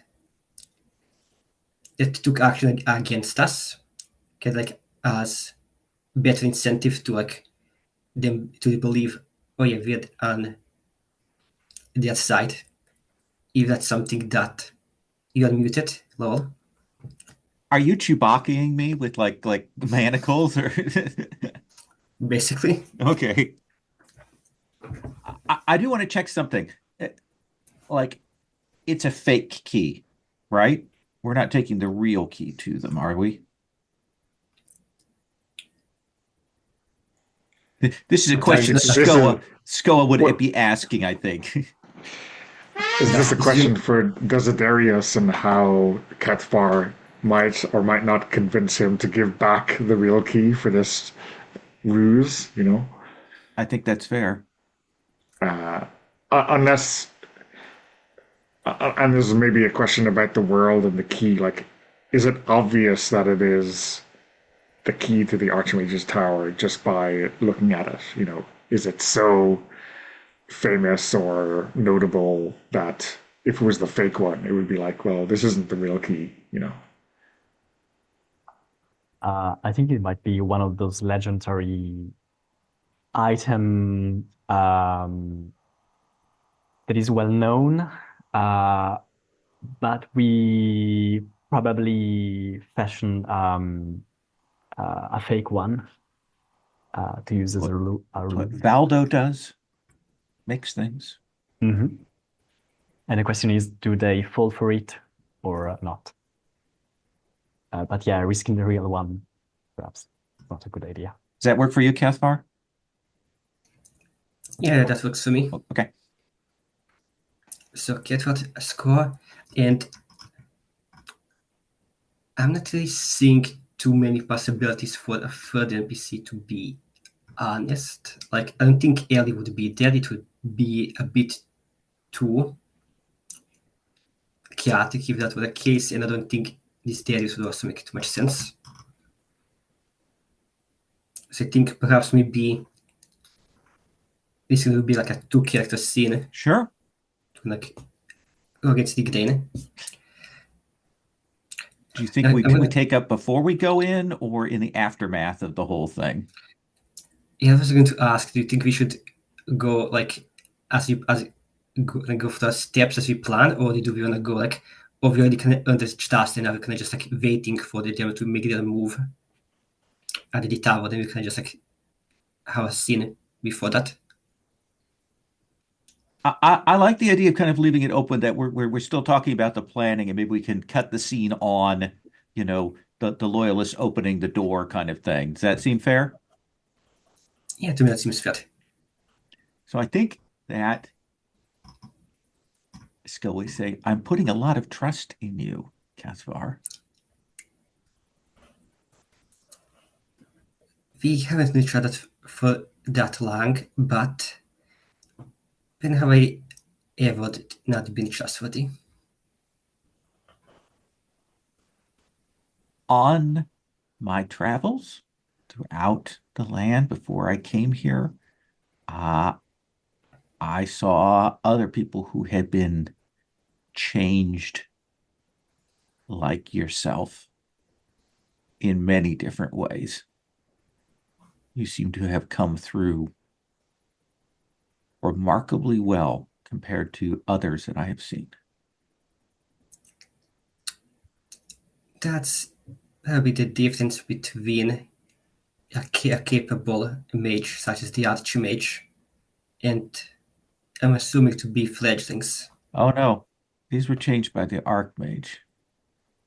Hmm. You are an exception, not the rule, compared to the kinds of transformations that he put on people outside this city.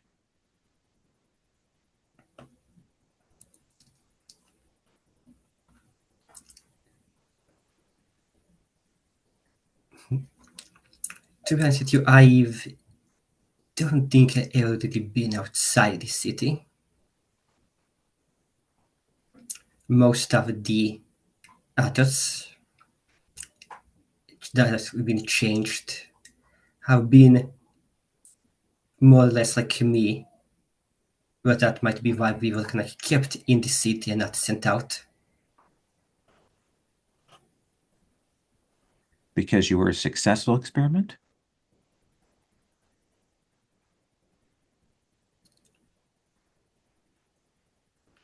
I think it was because the Archmage didn't want the chance to lose such powerful pawns in his schemes.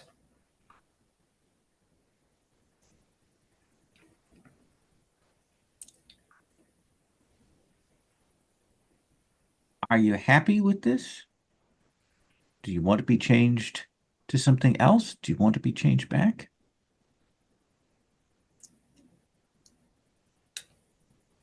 I've spent most of my life like this. At this point, changing back would be more of inconvenience than anything else. I'll stick to this form. But what have you Squaw? Do you really believe in this plan is going to work out?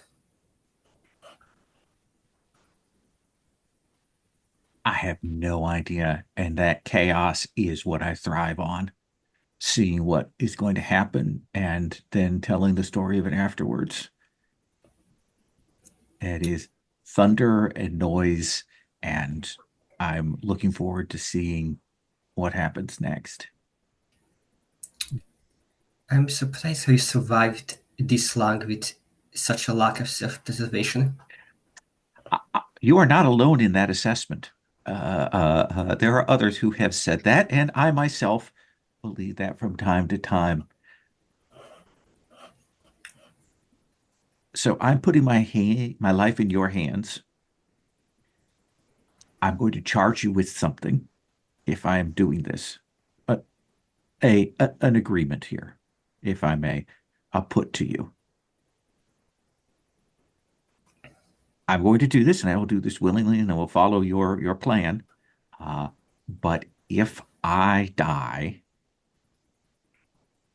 you will stand by Ellie and defend her to your last breath.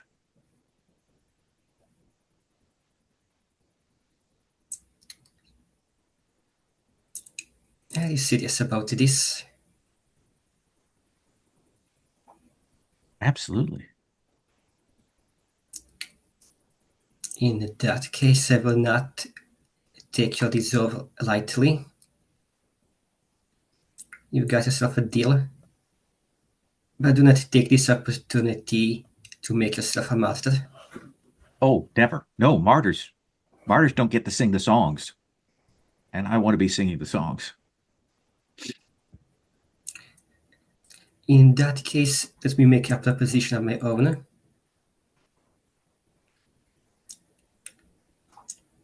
Once this is all over,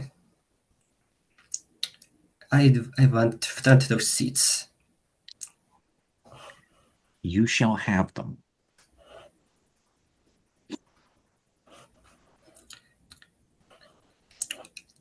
I personally think maybe this would be like a good end scene. Yeah.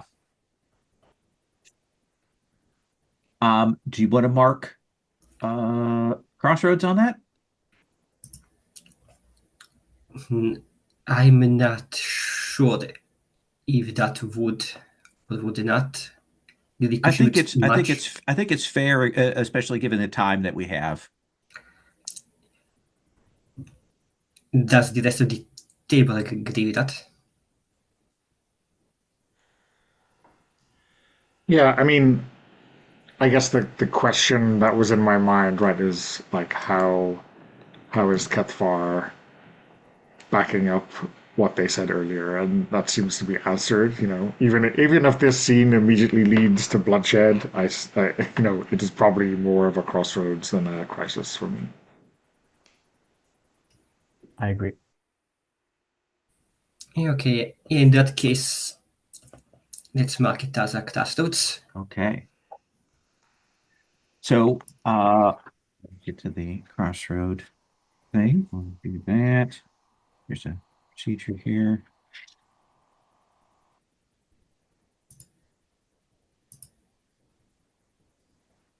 All right, when all the boxes are checked, we find out what the choice of the kingdom makes. We don't do a reaction on that. We go straight into that.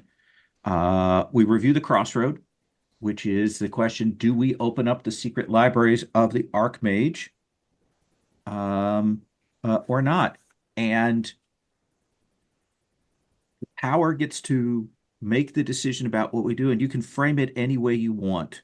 What happened before we did it, or anything like that. You get to say what happens, and then perspectives check in, and then touchstones.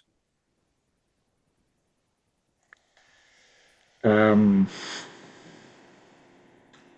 so as before, I am not giving a yes or no question a straight answer. Um, I think what we see is um, Ellie and like a dozen veteran soldiers who are all sappers, like standing outside that door. And she unlocks the door, and there's a flurry of activity. And after a breath, they all emerge, and she locks the door again. And over the course of, I don't know, quarter of an hour, a flame, a powerful phosphorescent flame, just consumes the inside of the tower, and it kind of the gouts of blue flame come out the top like a Roman candle. So, do you feel that counts as, in the spirit of the question, as opening it or not opening it? I mean, I think no, maybe Okay. because Yeah, we are not making anything available, right? It is. I think that Um, is absolutely fair. Um, in which case, if we move to the perspectives, um, I think that I have to say no on my prediction for what would happen if you don't open the tower, because I think you have destroyed the tower, uh, making it, at least for this moment, unattractive to folks. Does that seem fair? Does that work for you, Michele? Yes, absolutely. Okay. Uh, so then it's to the touchstone to tell us what Kethvar feels, and from that what the populace feels. Yeah, okay. So I think at first maybe the populace is gonna a bit disappointed that like the towers burned down, but I think like it eventually come out that this was like a ploy to like finally get rid of all the like loyalists and can like get rid of that. I think the populace would then be like happy, be like in a good mood that the loyalists can like wanted to bring back the archman, to like bring back like the old regime or Ghana, and the city can like move on now into like a new stage of its life. I'm not sure like if we're going to be doing like any epilogues or Yeah. the sort. So or if you are, then I'm not gonna like really comment on what Ketvar feels in Yeah. particular, but I Yeah. will Yeah. other people. Let's do epilogues. I think that kind of finishes out. I think we should do kind of a reaction once around and then do epilogues, if that seems fair to you. Um, uh, I think in the reaction shot, I think we do see Skoa bloodied and injured and recovering. I think we see her holding the stump of one arm, her hand taken off Luke Skywalker style in this, but kind of unhappy that that is what has come of this. Clearly not what she would have wanted. She believed that there were songs and music and things like that hidden away in that library. Ellie, the reaction to that? Um, yeah, I mean, I wonder if we see Ellie, like with both the loyalists bloodied and the tower no longer hanging over her head. Maybe we just see her relaxing in a bath, at the bathhouse, like uh, for once, maybe foolishly, maybe not looking over her shoulder, not caring what's going on, just taking it all in. Desiderius? Um, I think we see we see this Darius running the management of this operation into the tower, maybe talking with Valdo in the course of action, where to place the thing that will destroy the tower, etc. And still in a somber mood, still wondering if was the right decision, and but trusting Ellie till the end. Nice. And Kethvar, your reaction to that scene, and then we'll do epilogues. I think the reaction to that scene of Kettle would be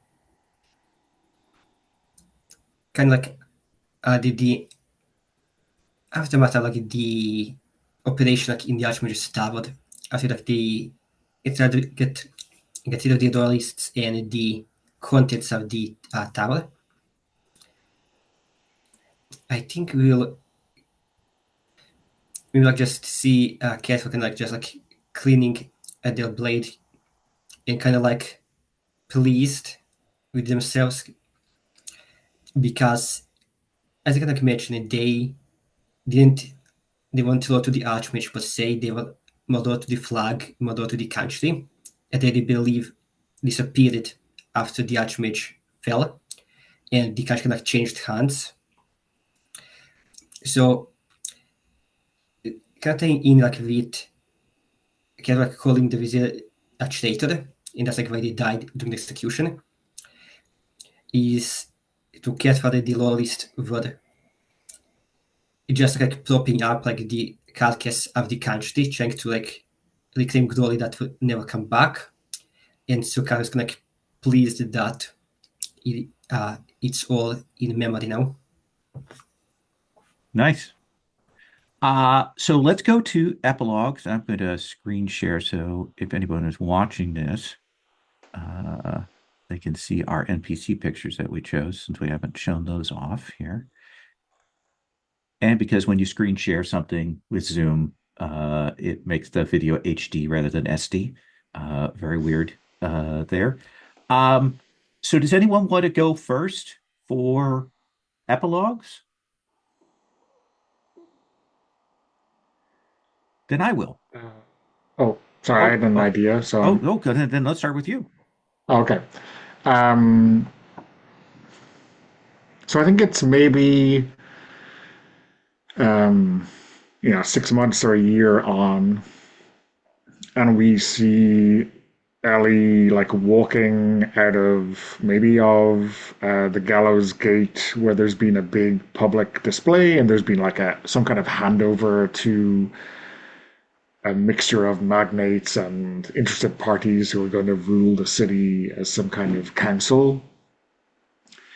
Um, and I think we see her like go again back into the bathhouse and relaxing. And I think our final shot is of her hearing footsteps in the corridor, and she reaches into her towel and pulls out a dagger or a knife or something like this.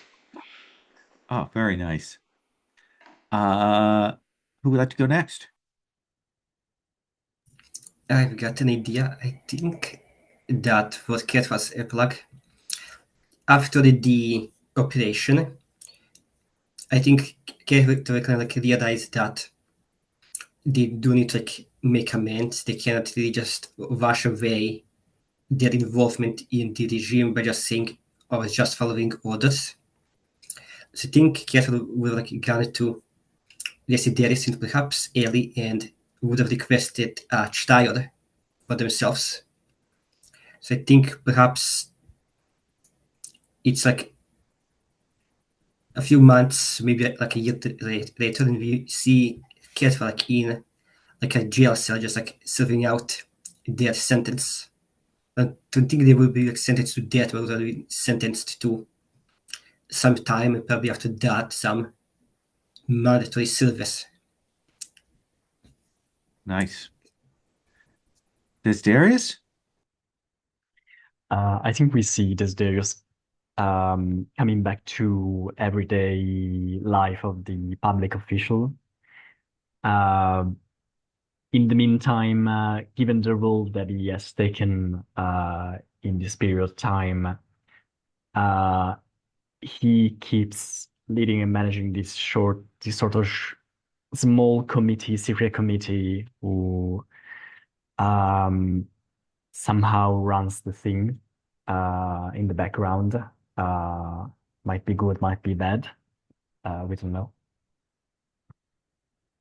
And I like to imagine we see maybe quite a ways down the road, maybe a decade to whatnot.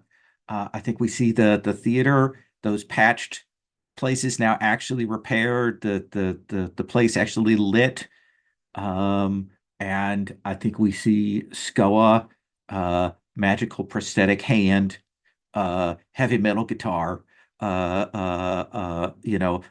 seated, uh, and basically singing the songs of those events, of those crossroads there. And I do like to imagine that maybe we do see Kethvar in that front row seat there for that, if that seems fair. Well, that seems fair to me. And that's Kingdom. That's our uh, tale that we have told with these crossroads. Um, I would like to go around and do stars and then kind of general thoughts about Kingdom, impressions. I know none of you had played it before. I look. I have a question before we get to start to Envicious. Sure. Do the minor characters get their own epilogue as well, or is it just the main characters? Oh, you want to do that? I'm good with that. I think we see that like for me, if we go back in reverse order, I think we see a very disappointed but pleased Valdo leaving the city with uh, uh, under cover of night with artifacts that he has managed to steal, heading out onto the road and leaving the city. Um, uh, uh, what about for Oswald? So I picture Oswald as a kind of out of time character. So I guess we see them still doing what they used to do, opening and closing doors and walking around the X chambers of the Archmage, which are being repurposed, I guess, for something else. But they're not bothering anyone, and no one is bothering them. Kethvar? No, sorry, Scrith. So I think for Skrit's epilogue, it's going to be like a few years after the Archmage operation, and they're still like back on their feet.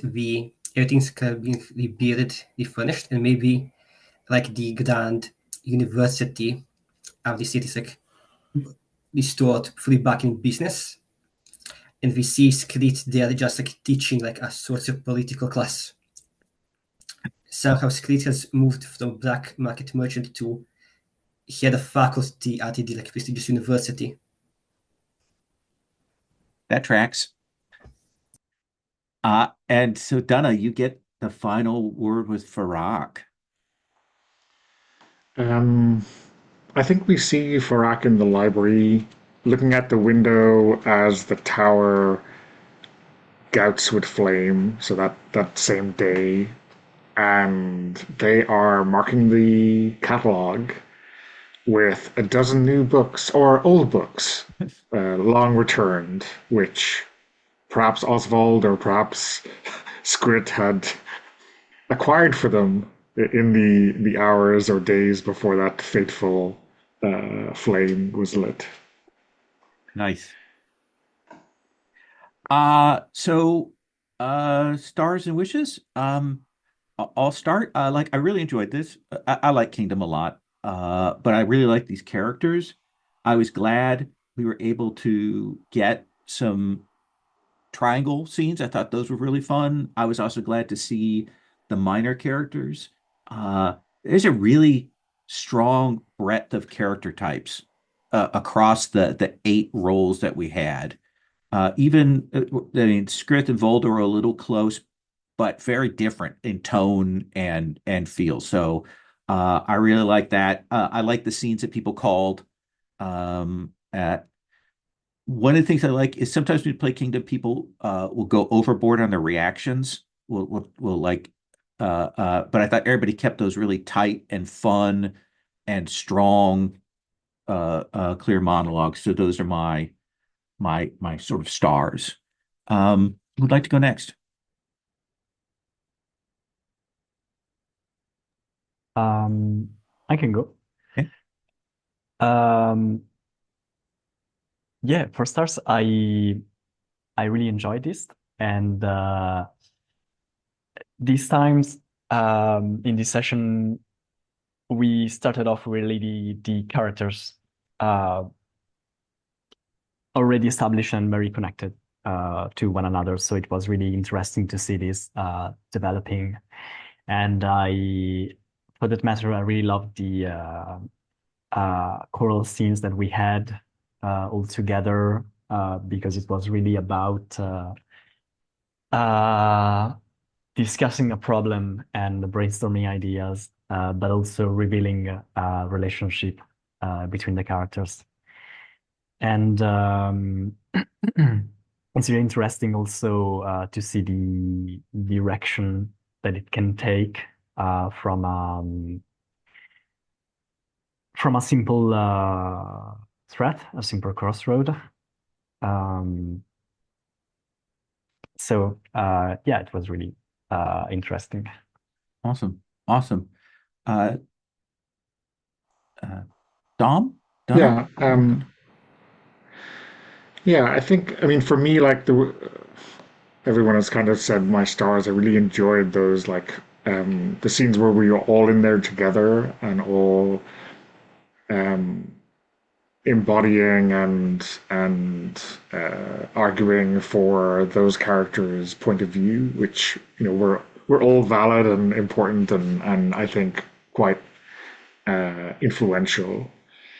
But I think there was like some moments where even if I thought I had understood the characters, we saw some really good moments, like uh, when Desiderius is really annoyed that we haven't stayed on on the agenda, or when Skoa says, "Oh, and then I knife them," like Um, and I think for Ketfar, like this, I think it was mentioned last week, this kind of political angle that they have, right? not giving a straight answer to a straight question, but I think it was like even more so this week. And I think that's why I was prompted to push so hard to get them to make a decision. So yeah, I really enjoyed today's session. Awesome. Dom, stars? Because of going last in Stars and Fishes. Yes. Yeah, Elon's also said what I wanted, so echoed to that. But I do wanna point start to Dan and Mikhail for bringing in the scenes where we had 4 characters in each of them. I thought that was a really good idea. Really that in. As we just did that because we had everyone's input into situations instead of just 2 or 3 people at once. I really enjoyed those 2 scenes we had with the minor characters and then with the main characters in the Hall of Summons. Besides that, everyone's really did point out what I liked about the session. I enjoyed Elliot pushing characters to an answer because character very much was in that whole middle ground. I'm gonna just ride the defense all the way through. So enjoyed pushing characters to a side, finally taking action, taking accountability. And yeah, I think that would be it for my stats. If I Yeah, could add please. something that might fall into wishes, if that was in the end, Sure. that were in the end. It would be interesting to see a change of roles also in the future, because we had an occasion to do that. Absolutely. Does anyone else want to say thoughts on Kingdom, wishes, or general thoughts on that? Anything you want to express? I will say it's interesting for me because previously I had played Curse of the House of Rookwood with Donna, and there it feels like there's a little bit of that. Rookwood has a little bit of Kingdom DNA in it, but in a kind of different direction. But I feel there's some parallels there. But I'm curious about your thoughts about the game. I mean, for me, I guess starting out, it was going, how is this different from Follow, especially, which very much follows a group of people who are all working together for a single goal. And this, I think, is almost the perfect bisection of Follow with Microscope, right? It gives us a breath, but also keeps us focused on I think you said at the very start, Lowell, we all have an interest in this kingdom. We all want it to succeed. So yeah, I think if you'd said to me before, you could have played this with Follow or Microscope, I probably would have said, sure, you probably could. But I think this is a really interesting piece of game design that does kind of achieve what it's setting out to do. Yeah, I haven't had a chance to play Follow yet, or the other more recent one. So I need to do that. I need to play or run that on the calendar. Other folks' thoughts? For me, I like the 3 different roads that the game provides, and it gives a certain responsibility to the player of what to do in the game. And they like that it puts the player, the characters in this position where they can make more meaningful changes to the game. And seeing if that would clash, because we didn't really go into any of the fight or fix or the overthrow mechanics. So I think maybe that would have been a potential wish is maybe to see a bit more of that. I think at least for our group, we kind of had a bit of the situation that all our characters can agreed to a certain extent about actions to take. So we didn't really get into too much of a conflict of interest. Mm-hmm. So I think maybe like the next time, like if the next time I play this, whenever that chance arrives, I think it might be kind of interesting to like create characters that still want the city to succeed, but maybe are more opposed and more in conflict with each other about how to do that. So those elements a bit about there, because I do feel like if you have like characters that are pretty well aligned, those mechanics don't really come into play unless someone really wants something to show up. Yeah, I I think think, that's maybe my only kind of critique. It feels like you do need to kind of create characters that actually do have like inherent conflict with one another to maybe get that fight or fix situation thrown in. I will say there are a couple of things on that point. One of the things is whenever I play this, I'm never sure how long a crossroad is going to take. So I'm never sure whether they're going to get one or two, and I'm watching the clock to kind of figure out like how much space it needs. And I do think that that crossroad session is probably a reasonable approach to that. But the other thing I think is if the game has for me a weakness, it's that those board games you play and you learn the rules and the first time you're not going to get it, you're not going to win, you're not going to explore all of it, but it's that second time or third time you're going to have it under your belt. You're going to think this is a game that first session you play, you really are learning what the permissions are, what the room is, what kind of space you have, how you need to push things, and then like it's a second or third play that you can explore those tools. And I think you get more overthrow or fix or fight and those kinds of things. And I think the second edition has tightened that up because the first edition had a lot more of the kind of fiddly bits that people had to learn. So that's just my thought. I guess to like, just on the ultimate fast on a positive note is it did like much like the action system, the whole even if your character is not in the scene, like no really close by it, what would be like their reaction? Like if like they heard about it or not. I do enjoy that, like just seeing like the reactions, like the thoughts of characters who aren't like in the scene. That was like a nice change because you don't usually see that Mhm. in RPGs. If your character isn't in the scene, you don't really make a comment about it, at least not in character. You might make it above table, but not really in character. So that was like a nice change of pace that I kind of enjoyed seeing. Michele, did you want to say something? Yeah, if I can just chime in about the change of roles and the fight or fix. I think you're right. It's more about time and how much time do we have. Because I was thinking about getting Desiderius to go against Ellie in a power struggle and getting this crazy plan of blowing up the loyalists inside the tower done with his connection with the secret police or something. Uh, from one side, I mean, it would have been interesting, and it's from a character that is deeply connected and tight and uh, takes Ali in high regards. But it was more a question of time, so we need to close this scene without getting too crazy. Yeah.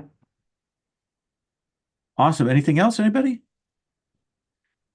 Thank you for taking the time on your Sunday to out to try this. I do like this game. I like Kingdom a lot.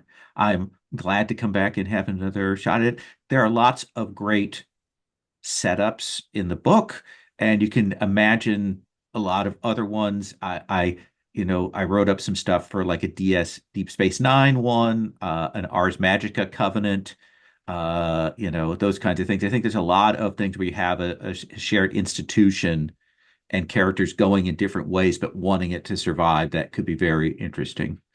So thank you again. for joining me. I'm going to stop the recording.